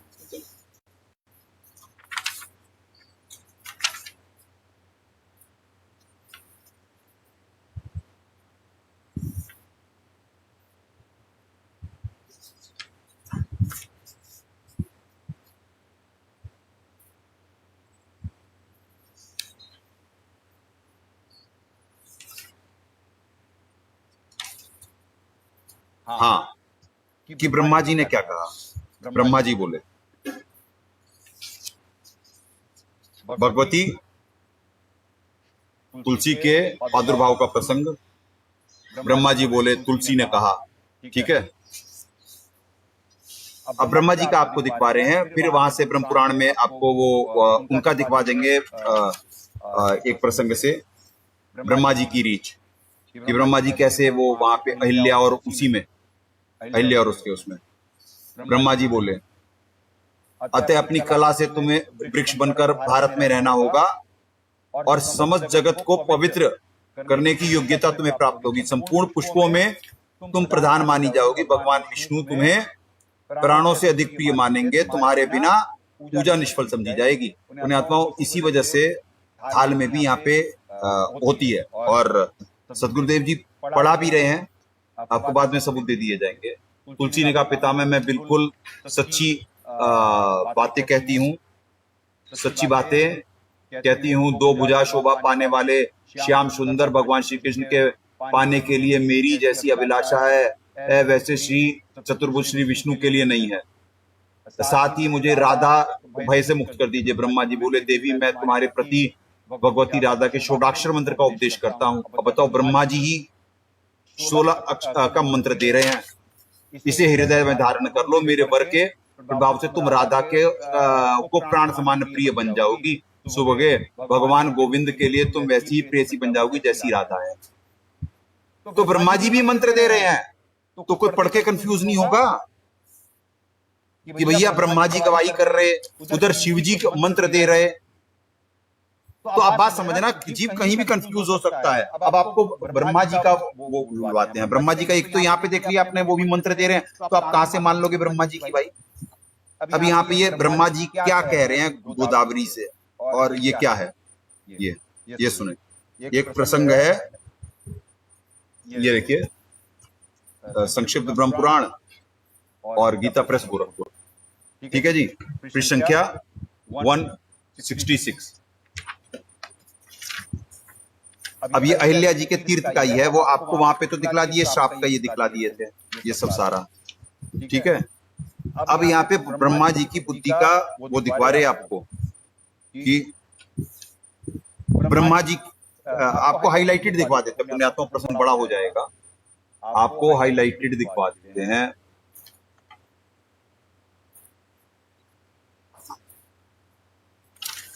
मेरी बात सुनकर सब देवता अहिल्या की प्राप्ति के लिए पृथ्वी का परिक्रमा करने चले गए, ठीक है। इसी बीच में कामधेनु सुर भी बच्चा देने लगी। अभी बच्चा आधा शरीर से ही बाहर निकला था। उसी अवस्था में गौतम ने उसे देखा और उसी को पृथ्वी भाव से देखते हुए उसकी परिक्रमा की। साथ में उन्होंने शिवलिंग की प्रदक्षिणा की। इसके बाद सोचा, संपूर्ण देवताओं ने अभी पृथ्वी की एक परिक्रमा भी पूरी नहीं की और मेरे द्वारा 2 परिक्रमाएं पूरी हो गई। ऐसा निश्चय करके वे मेरे समीप आए और मुझे प्रणाम करके बोले, कमलासन विश्वात्मन, आपको बारंबार नमस्कार है। ब्रह्मन, मैंने सारी वस्तुता की प्रदक्षिणा कर ली है। मैंने ध्यान के द्वारा सब बातें जानकर गौतम से कहा, ब्रह्मर्षि, तुम्हें यह सुंदर कन्या दी जाती है। वास्तव में तुमने पृथ्वी की परिक्रमा पूरी कर ली है, जो वेदों के लिए भी दुर्भेद है। अब बताओ, इन्होंने जो वास्तव में तुमने पृथ्वी की परिक्रमा कर ली है, जो वेदों के लिए भी दुर्बोध है, उस धर्म का स्वरूप तुम जानते हो। यानी वेद नहीं जानते हो जा रही है। ब्रह्मा जी का सुन लो आप कि ब्रह्मा जी कितने वेद के ज्ञानदाता हैं और कितना उन्हें वेदों का ज्ञान है। और पृथ्वी की प्रदक्षिणा में यानी वेदों में जो चीज नहीं होगी वो उन्होंने जान ली, गौतम ऋषि ने। और गाय आधा प्रसव कर चुकी है, वो 7 द्वीपों वाली पृथ्वी के तुल्य है। उसकी परिक्रमा कर ली जाए तो समूची पृथ्वी की परिक्रमा हो जाती है। शिवलिंग प्रदक्षिणा का भी यही फल है। अतः उत्तम व्रत का पालन करने वाले गौतम, मैं तुम्हारे धैर्य, ज्ञान और तपस्या से बहुत संतुष्ट हूँ। यूं कहकर मैंने गौतम को अहिल्या सौंप दी। उन दोनों का विवाह हो जाने पर देवता लोग पृथ्वी की परिक्रमा करके धीरे धीरे आने लगे। तो पुण्यात्मा, वो प्रसंग बड़ा था, आपको शॉर्ट में इस वजह से सुनाने का ये हुआ कि वेद के बारे में ये कितना जानते हैं। और वो तो कह रहे हैं जी कि पृथ्वी की परिक्रमा ये गाय की वो कर ली और उसकी प्रदक्षिणा कर ली और ये हो गई पृथ्वी की परिक्रमा। तो यानी पृथ्वी की ये जो परिक्रमा का भी वो करते हैं ना कि उसका घूम लो, इसका घूम लो, तो उसके सारे कारण ये ब्रह्मा जी है, कहीं कोई शिव जी वो कर रहे। तो ऐसे पुराणों में भक्त समाज उलझा हुआ है, निर्णय नहीं कर पा रहा है। क्योंकि वो ब्रह्मा विष्णु महेश जी के बारे में सोच कर करके ही वो कोई उनके बारे में बोल देगा तो ये तुरंत विकराल रूप धारण कर लेंगे कि तुम ब्रह्मा जी के बारे में ऐसा बोल रहे, तुम कृष्ण जी के बारे में ऐसा बोल रहे, तुम शिव जी के बारे में ऐसा बोल रहे। पर गीता जी क्या कह रही हैं और वेद क्या कह रहे हैं वो उनको बिल्कुल अलग है। जैसे वेद कह रहे हैं परमात्मा साकार हैं, वो आते हैं अतिथि। अतिथि वेदों में है, जिनकी आने की कोई तिथि ना हो। अतिथि शब्द ही वहीं से निकला है, अतिथि जिसकी आने की कोई तिथि ना हो। और परमात्मा आते हैं, कभी भी आते कभी भी जाते। कोई 1 2 बार 5 बार 10 बार 20 बार थोड़ी ना आते जाते। उनपे कोई उन्हीं की सृष्टि, मालिक की सारी सृष्टि, मालिक को अपनी सृष्टि में आने के लिए क्या काउंटिंग देनी पड़ेगी, पूछना पड़ेगा। तो पुण्यात्मा, the connection between brain and tongue नहीं है लोगों के, क्योंकि महाकाल ने बुद्धिमानों की बुद्धि और बलवानों का बल हरा हुआ है सारा। तो आपको दिखवा रहे हैं कि यानी कि भगवान कैसे एक श्लोक में अगर जो दास निमित्त बनेगा दिखाने के लिए, तो अगले श्लोक में उसकी व्याख्या क्यों चेंज करवा देते हैं परमात्मा। कैसे आपको दिखलाए कि जैसे यहाँ लाइव गेम है और कितना यहाँ पे दबाव रहता है। कल यही वाली सेटिंग आपको, जो आज कितना बढ़िया ग्रंथ दिख रहे हैं आपको, ये करवाना चाह रहे थे। तो ये पिछले 5 दिन से नहीं हो पा रही थी। हमारे कार्य बड़ी मुश्किल से हो रहे होते हैं। अब आपको कितना बढ़िया रहेगा, कोई भी ग्रंथ दिखाओ, कोई भी कहीं पढ़ लेगा। जैसे हमारे मालिक पढ़ाते थे, कोई बोल ही नहीं सकता कुछ, वो उसमें कोई एक कैमरा लेकर के आ रहा है। तो हमारे कार्य बड़ी मुश्किल से होते हैं पुण्यात्मा, हम पे बहुत दबाव रहता है। तो वही दास बोल रहा है कि यहाँ पे हर समय ग्रंथ का परमात्मा पढ़वाते हुए निर्णय भी करवाते हैं। दास ना कह रहा कि भैया फेवर कर रहा उनका, हाँ, पर ये तो पाखंडी हैं। ये क्या नाम है, आर्य समाजी, इनका तो कार्य कि यानी इनकी टांग खिंचाई करो, इनके पास से जो कुछ टूट टाट करके आएंगे और इधर उधर से टूट टाट के आएंगे, हम अपने दुकानदारी बढ़ाएंगे। ये तो बिल्कुल ही वो है, वो तो सच्चे, वो तो पुराण को सत्य मान करके उसके अनुसार चल कर करके वो कंफ्यूज है। और उस पे वो इतने लोगों को, देश विदेश के लोगों को वो कर रहे हैं, उनके भक्ति करना उनका उद्देश्य है। वो कंफ्यूज हैं। यहाँ पे सभी भक्तों की जब बुलाया जाता, किसी का अनादर नहीं करा जाता पुण्यात्माओं। अनादर जो जानबूझ के साजीता जा रहा है उसका भी नहीं करते हम, उसे भी हाथ जोड़ देंगे, भाई तेरे से नहीं वो हो रहा, तू अपने घर हम अपने घर, भाई परमात्मा देंगे जो जिसका कर्म फल होगा। हम कौन होते हैं बीच में बोलने वाले, किसी के बारे में निर्णय करने वाले। पर ये सदगुरुदेव जी का पैटर्न था, इससे पहले ना पृथ्वी पे था ये कि ऐसे प्रमाण दिखाओ, ऐसे वो करो। उसके बाद ये ढोंगी आर्य समाजी अपना भी तो दिखा देते कि क्या हमारे सामने पोल खोली हुई है तुम्हारे पंथ की, उसके बाद भी तुम अपने पंथ का प्रचार कर सकते हैं तुम कि तुम्हारा पंथ सच्चा, तुम सनातियों के ठेकेदार बन रहे हो। इन्होंने असल में कृष्ण जी को भी गिराना है और राधा जी को भी गिराना है। तो इस वजह से कह रहे देखो इसमें क्या गंदा गंदा लिखा हुआ है। ब्रह्मवैवर्त पुराण से ही पढ़ा रहे वो, हालांकि संक्षिप्त पुराण में नहीं है वो, आगे बहुत सारी चीजें होती हैं पुण्यात्माओं, पर किसी की उसमें क्यों जाना है जब आपको बता दिया गया यहाँ पे महाकाल सबको किसी कर्म बनने ही नहीं देते हैं। अब हमारे सदगुरुदेव जी अगर जो सत्संग ना सुनाए तो कोई यहाँ पे देवताओं के प्रसंग सुन के या वैसे सुन के या भक्तों के प्रसंग सुन के कोई भक्ति नहीं कर सकता। कहा तो जाता है युग निगुण के माल हैं, माल कैसे हैं या तो सदगुरु साहब जानते या दास जानता कि माल कैसे हैं, जिनकी आप कथाएं सुनते और जिनके आप वो करते, और वो कैसे कैसे माल होते, दास का कलेजा जानता। वो सदगुरु साहब तो परमात्मा है। तो यहाँ तो महिमा है भाई, और महिमा ही के सब भूख होती सबको। सत्य का मार्ग तो ये ऐसे कठिनता से और ऐसे चल रहा होता। तो आप ये भी मत सोच लेना भैया कि कहीं महाकाल जी के फैन हो जाओ आपकी, यार उनमें तो वो सबसे दयालु है किस ब्रह्मांड के, वो तो है, क्योंकि प्रभुता उसी को जो उसके अंडर आ गया वो उससे श्रेष्ठ नहीं है।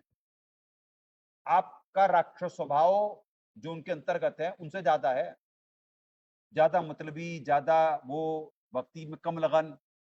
परमात्मा पर ये लाइव गेम में इम्प्रोवाइज करके बना रहे होते, क्योंकि 100 बरस करी संगत की संतों का 100 बरस करी संतों की, पत्थर का जल में क्या बीजे, एक चंदन बन में रंग ला दे, बांस बिटम भी ना सीजे। तो अगर जो जिसमें चंदन के गुण होंगे तो वो संगत में सुधर जाएगा, और जिसमें बांस के गुण होंगे तो जैसे चकमक का पत्थर परमात्मा बुलवाए कि 100 बरस जल में भिगाए रहे और आपस में निकाले तो फिर वही चिंगारी पाटेगी। और बांस चंदन के साथ रहा, इसका भावार्थ इस वाणी का, और चंदन के साथ रहा, चंदन का गुण नहीं ग्रहण कर पाया, पर आपस में घिस घिस करके जंगल में आग लगा दे, अपने गुण नहीं बदल पाए, ग्रहण करने की क्षमता नहीं हुई।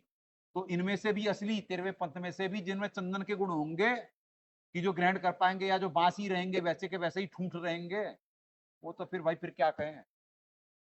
जो नवीन कर्म नहीं कर पाया और जो सुधर नहीं पाया, तो परमात्मा कहे कि सकल पदार्थ है जग माई कर्महीन नर पावत नहीं। कि इतना सत्संग, इतना सच्चा मार्ग, ना कोई संग्रह, ना कोई वो, डेली परमात्मा पे आश्रित, और डेली परमात्मा इतने सालों से चलवा रहे, रक्षा कर रहे, सिस्टम चल रहा, ये साधारण बात हो रही पृथ्वी पे। आपने तो कथाएं सुनी थी कि क्या दुर्गति कर दी गई राजा हरिश्चंद्र की, और किसी को भक्ति समझ में आई है पृथ्वी पे? क्या दास का जी जानता कितने भगत है पृथ्वी पे, कितने आएंगे, कितने क्या होगा, क्या वो होगा।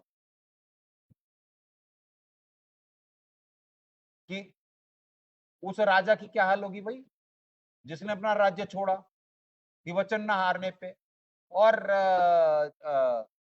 पत्नी बच्चा सब गए, सतना छोड़े शूरमा, सत छोड़े पद जाए, सत के बांधे लक्ष्मी फिर मिलेगी आए। और उसके बाद अब कलयुग में महाकाल जी उसे बना करके भेजेंगे कल्कि। कलयुग के अंत में आएगा, 50,000 साल तक तो कटाई करेंगे, सिर्फ काटेंगे वो पाप उनके अकाउंट में। तो ये प्रसंग सुनकर के किसी की आत्मा नहीं जागृत होती कि भाई अगर जो मेरी भक्ति ये सफल नहीं हुई तो मेरे साथ क्या बनने वाली है, क्या क्या रोल मिलेंगे, और उतने पाप भुगतने पड़ेंगे, कुत्ते की योनि में भी आएंगे। और कुत्ते की योनि में परमात्मा बुलवाए, इनका बुलवाए मालिक, क्या नाम है, परशुराम जी का, कि परशुराम जी ने जितने क्षत्रिय काटे, स्वर्ग महास्वर्ग जहां भी अभी है वहां से फिर आएंगे, 84 लाख योनियों में जाएंगे, फिर कुत्ते बनेंगे, कुत्ते सर में वही कीड़े काटेंगे। तो इनके साथ क्या बनेगी भाई, कल्कि जी के साथ? और जो भक्ति कर रहा है वो भी नकली कर रहा है और बेमन से कर रहा है, तो ऊपरली बर्बाद है, जब मारेगा फिर।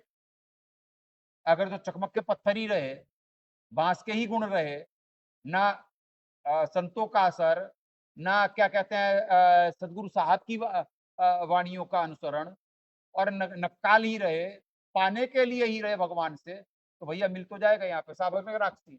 यहाँ पे तो काल भगवान का भी पद मिल जाता है भक्ति करने पे। तुम्हें वही चाहिए वही ले लेना, पर बनना क्या पड़ेगा यहाँ पे आकर के? उसके बाद कुत्ता भी बन लेना, गधा सुअर भी बन लेना।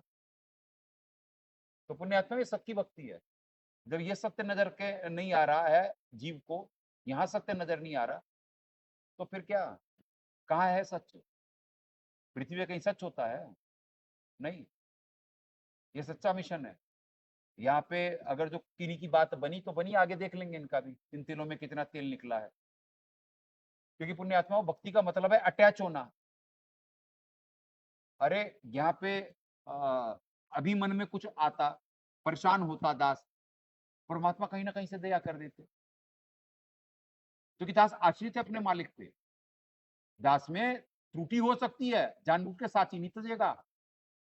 त्रुटि की गुंजाइश है, जीव है, भगत है, वो स्वामी है, वो जानते हैं दास की औकात, पर जानबूझ के साची नहीं तजेगा, राक्षस स्वभाव नहीं लाएगा।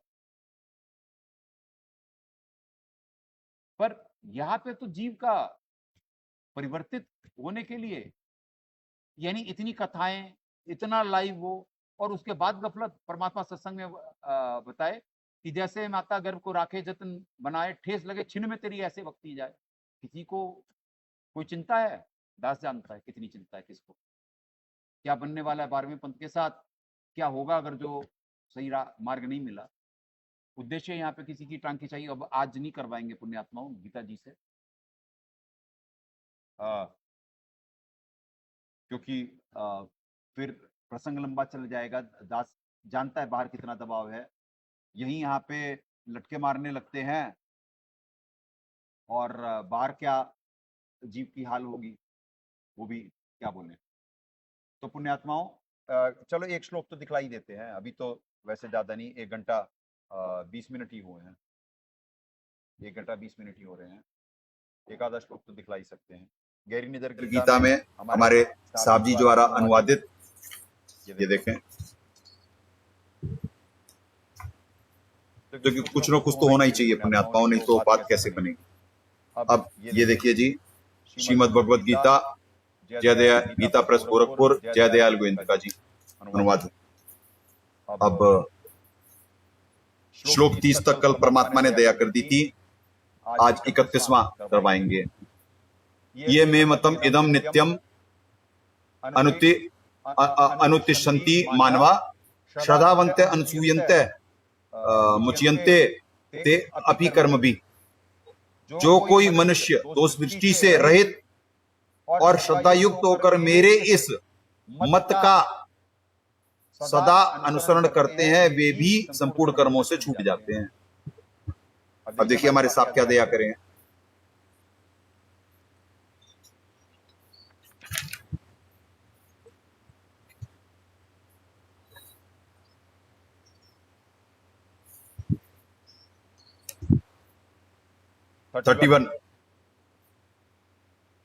जो कोई मनुष्य दोष दृष्टि रहित होकर और श्रद्धा युक्त होकर मेरे इस मत का अर्थात सिद्धांत का सदा अनुसरण करते हैं, वे भी शास्त्र विधि त्याग कर अर्थात सिद्धांत छोड़कर किए जाने वाले दोष से दोषयुक्त कर्मों से बच जाते हैं। अब सुने पुण्यात्मा, हाईलाइटेड पॉइंट सुने, दोबारा सुने।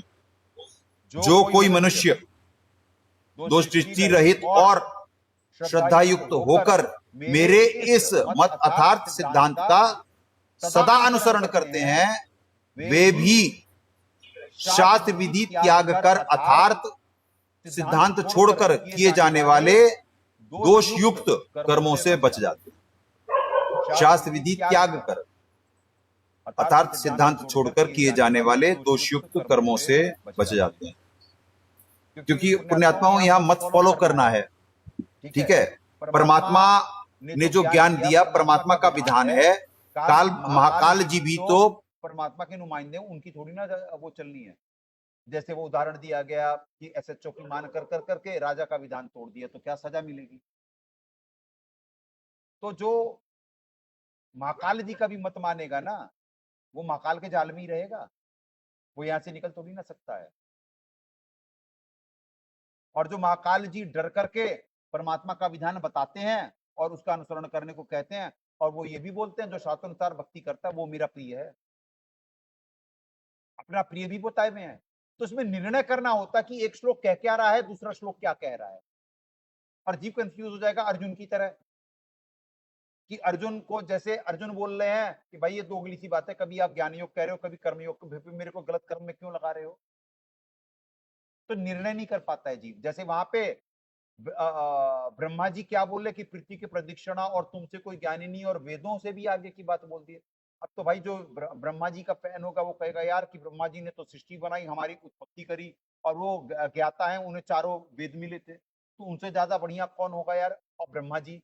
और वहां पे तो वो कर दिया कि जी की पंचाक्षर पंचमुखी शिव जी वहां पे सुना रहे हैं कि भेद ब्रह्मा को भी नहीं मालूम। तो कोई भी कंफ्यूज हो सकता है भगत तो बाहर पुराण के भी। तो जब तक वो सदगुरुदेव जी की बातों का अनुसरण नहीं कर पाएगा, वो क्षीर सागर की रचना से परिचित नहीं होगा, वो निर्णय नहीं कर सकता। तो पृथ्वी पे ना तो न्यायकारी राजा, नहीं तो आध्यात्मिक राजधानी में इस देश में करौता कांड बरवाला कांड होते हैं। जिनकी पूजा करनी थी वो जेल में होते हैं, हालांकि वो परमात्मा है। वो कब एक पल यहाँ है एक पल कहाँ है, वो परमात्मा है, उपदृष्टा है। पर क्या कहते हैं, वर्तमान में तो आप समझ सकते हैं कि कितनी बदनामी, कितना क्या वो सब। तो पुण्यात्माओं, शास्त्रों को जीव नहीं समझ सकता, कभी नहीं समझ सकता। एक श्लोक दो श्लोक में बिल्कुल व्याख्याएं चेंज हो जाएंगी। आपको आज कुछ कहा जाएगा, कल कुछ कहा जाएगा, क्योंकि आपको स्टेप बाय स्टेप बढ़ाया जा रहा होता है। यही साहब का पैटर्न है लाइन फोकस कर। अब 32वें पे चलते हैं, 3 श्लोक कर लेते हैं आज।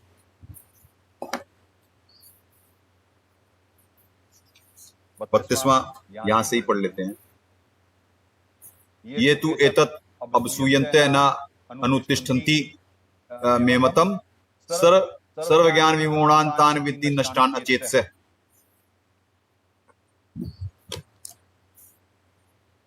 अब ये देखें 32 में हमारे साथ क्या दया कर रहे हैं। परंतु जो पहले यहां पे देख लेते हैं क्योंकि वो तो संस्कृत पढ़ ली है। परंतु जो मनुष्य मुझ में दोषारोपण करते हुए मेरे इस मत के अनुसार नहीं चलते हैं, उन मूर्खों को तुच्छ संपूर्ण ज्ञानों में मोहित नष्ट भाई समझ। अब जो यहाँ पे वो अपना बता रहे हैं ना, वो मेरे मत मतलब यहाँ पे वो जो कह रहे हैं वो क्या कहते तो साहब का विधान रहे हैं ना, यहाँ पे जो ऊपर वालों में है पूर्ण परमात्मा में के चित्त द्वारा। वो तो अनुवादक ने अनुवाद समझ में नहीं आया ना पुण्यात्मा, बात समझना, क्योंकि गीता ज्ञानदाता को कुछ परमात्मा सुप्रीम तो परमात्मा के हाथ में है ना, तो वो तो परमात्मा अपना ज्ञान भी बुलवाए हैं ना।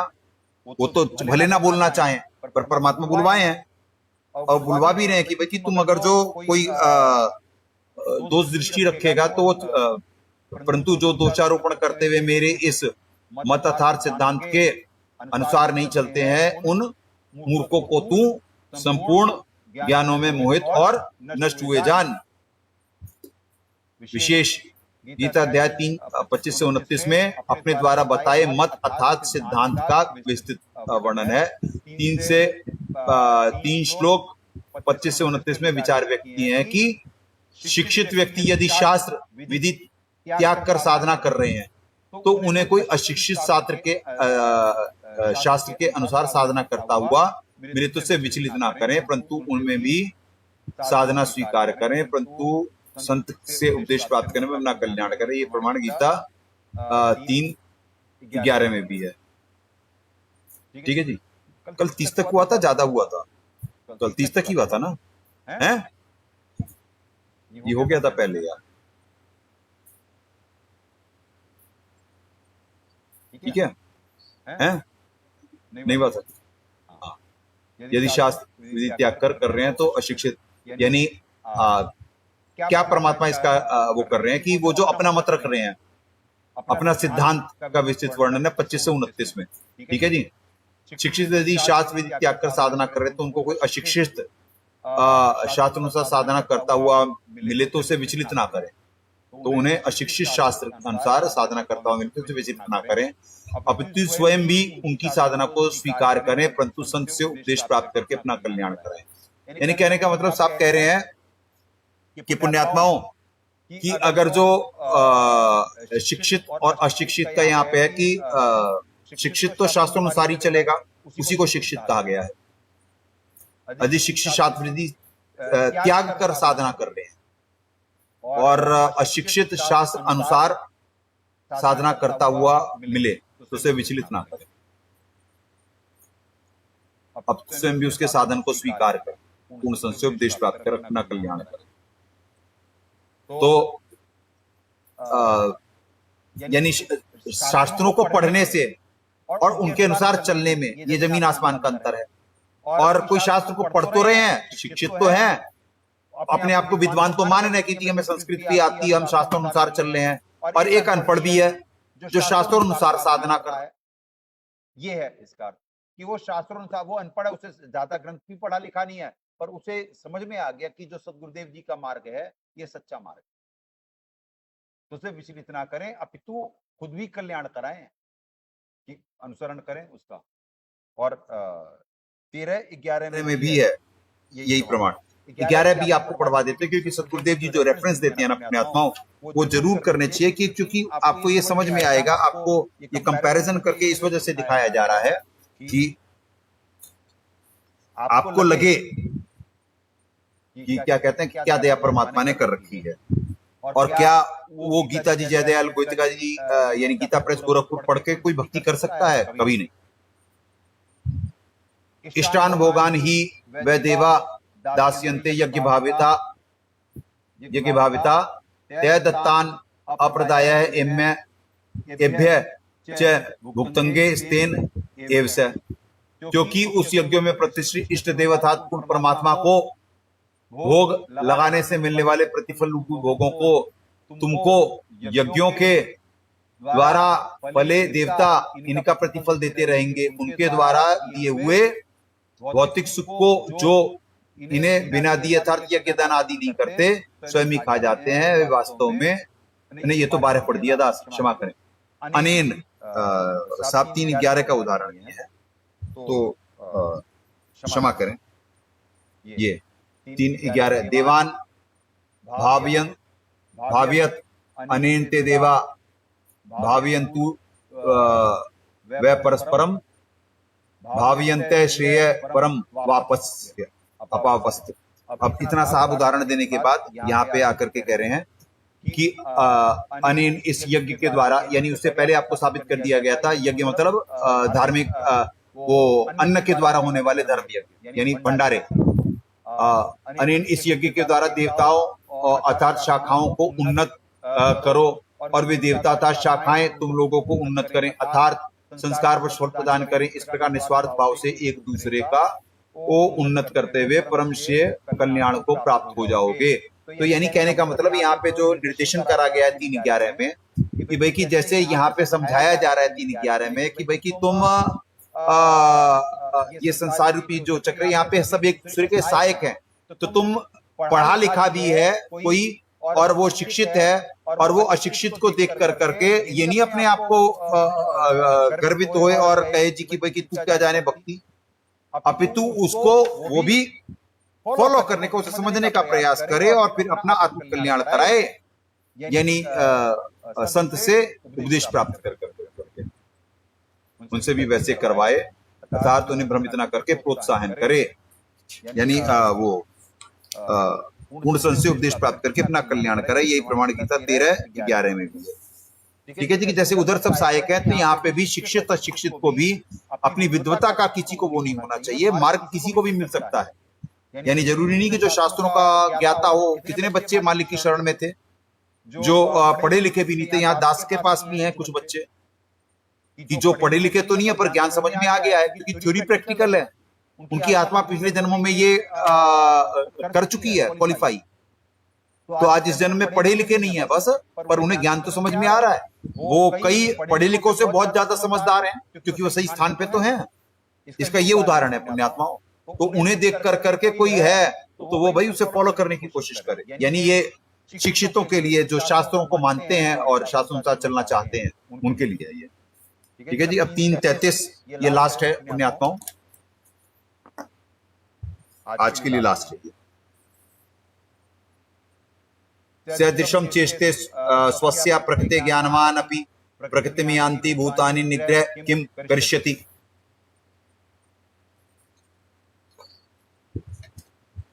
पहले यही का पढ़ लेते हैं। सभी प्राणी प्रकृति को प्राप्त होते हैं, अर्थात अपने स्वभाव के परवश हुए कर्म करते हैं। ज्ञानवान भी और अपनी प्रकृति के अनुसार चेष्टा करता है, फिर इसमें किसी का हट क्या करेगा। ये पुण्यात्माओं, ये बेसिकली यहाँ पे जीव की औकात बताई जा रही है श्लोक में। जीव की औकात है क्या? अभी देखें हमारे साहब क्या दया करे हुए हैं 3:33 पे।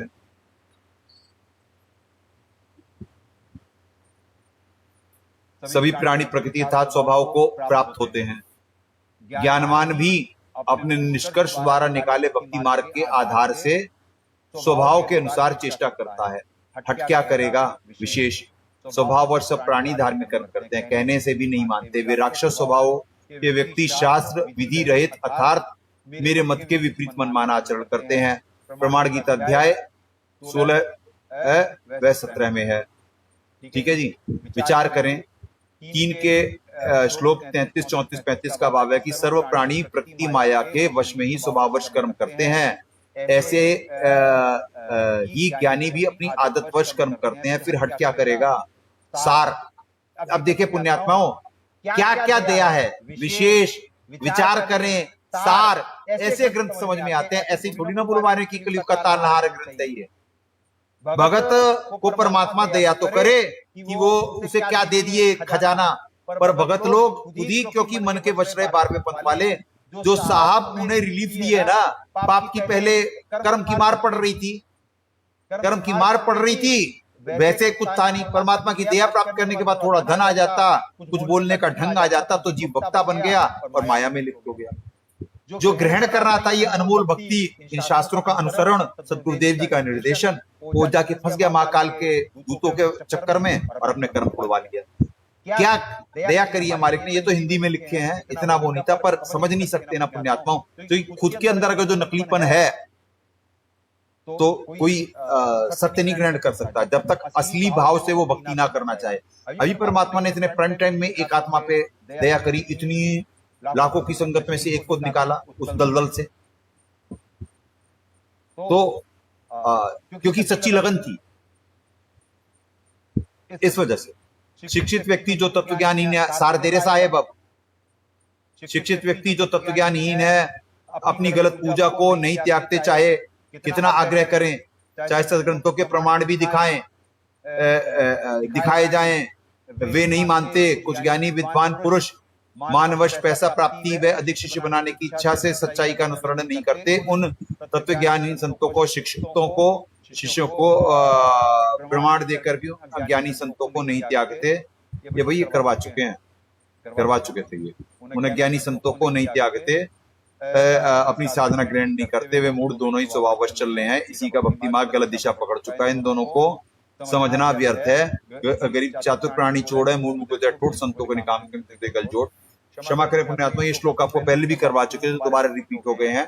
चलो कोई बात नहीं, ये श्लोक करवा चुके थे आपको, 33 तक आगे होने थे, पर कोई बात नहीं। आपको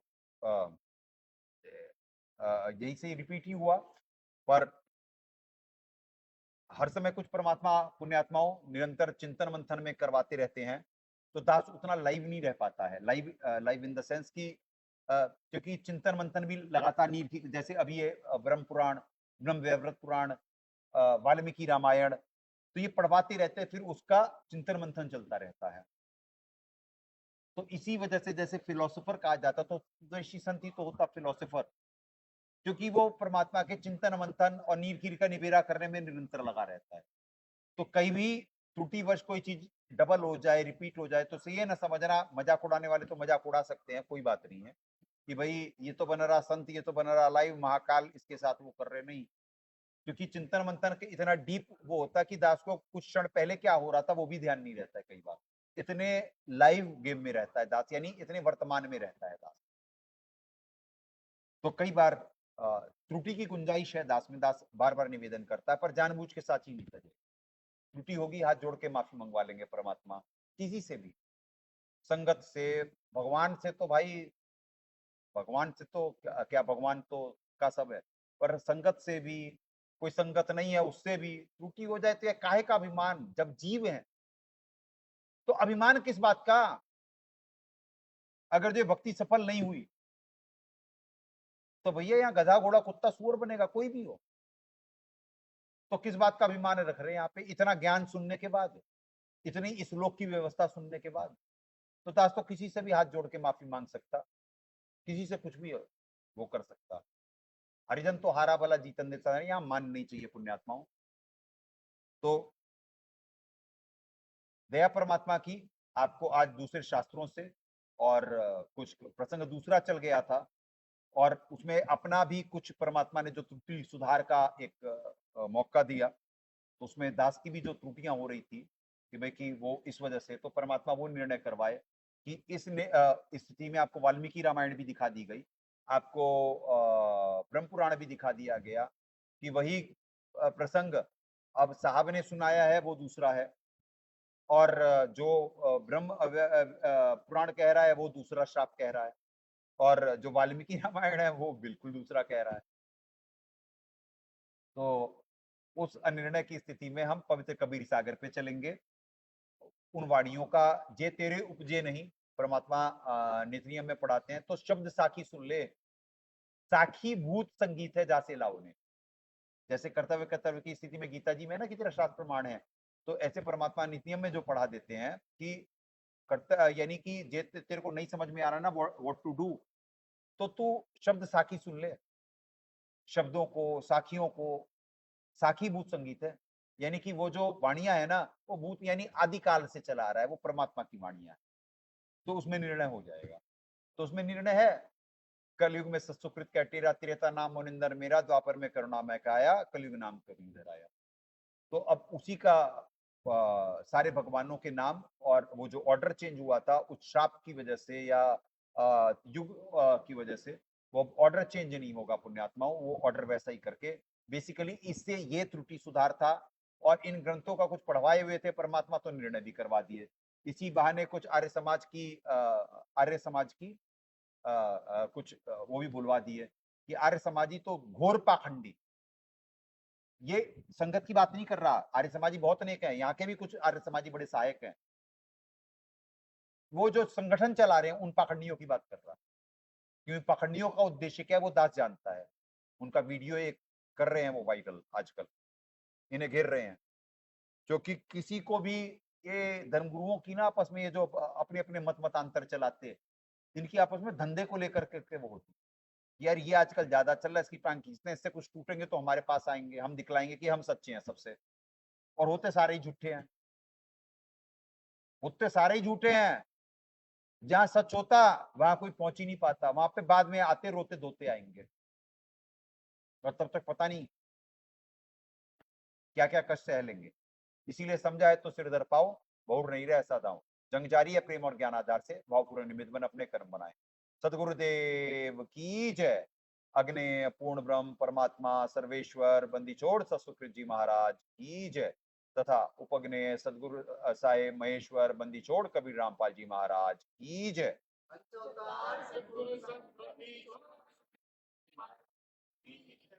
सनातन धर्म की जय। सत साहेब।